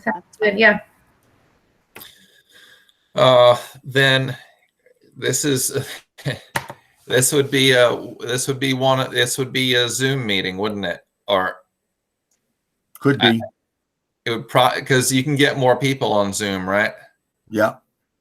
Well, you can also, we could do a hangout. You can get up to 200. Like Angie said, we had 178 people on that hangout at the last in service. So we could still go with hangout because everybody's familiar with that, especially if we're not going to break into small groups. That's when Zoom is good. This works for me, such as it is. When's the next date? The next scheduled date is the 11th.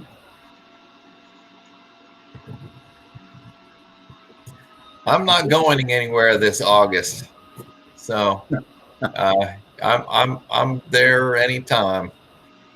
Does the 11th work for folks? Yep.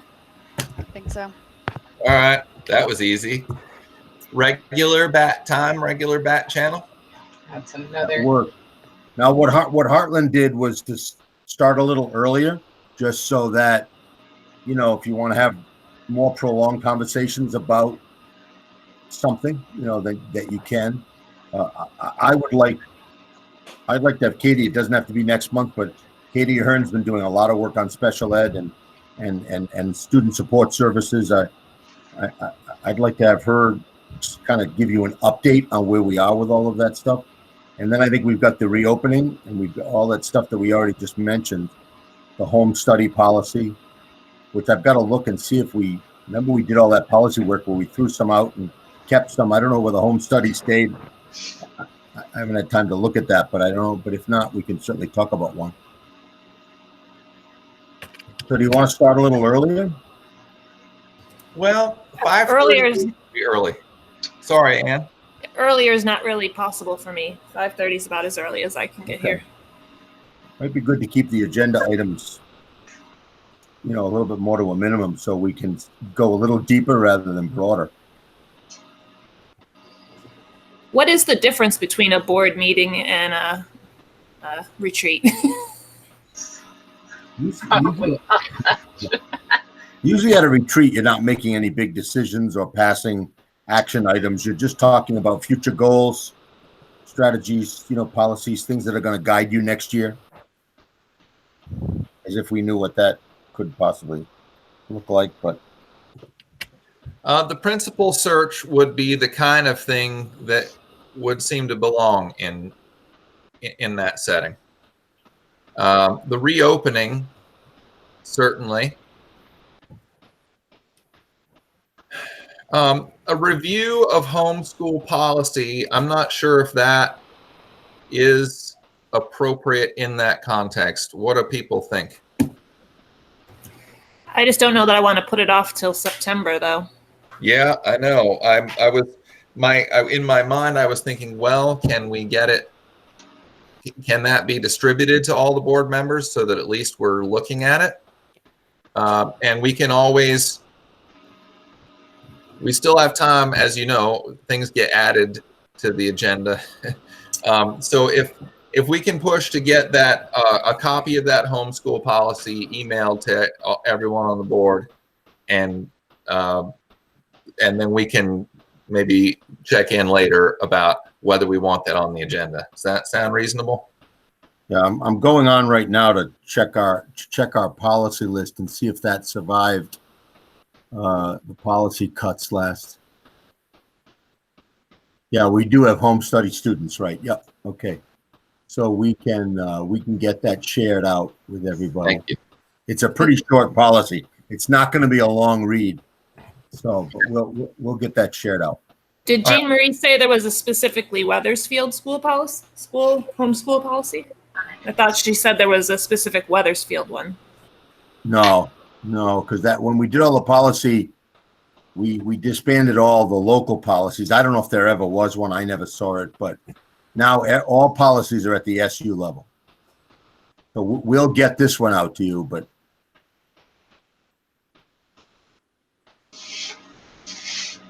Okay. How did we do?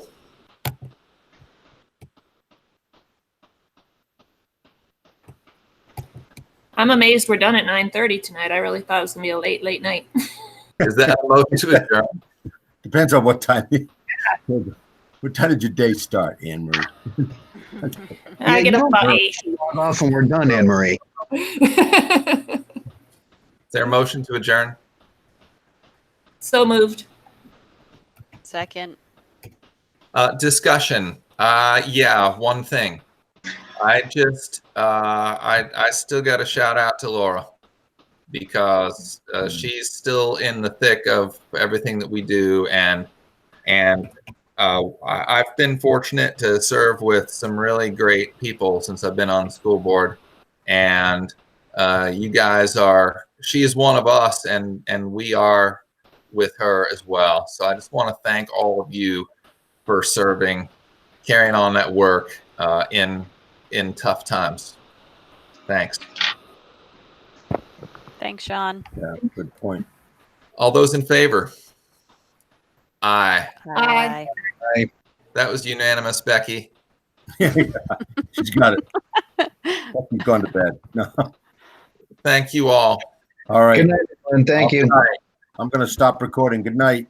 Good night. Good night.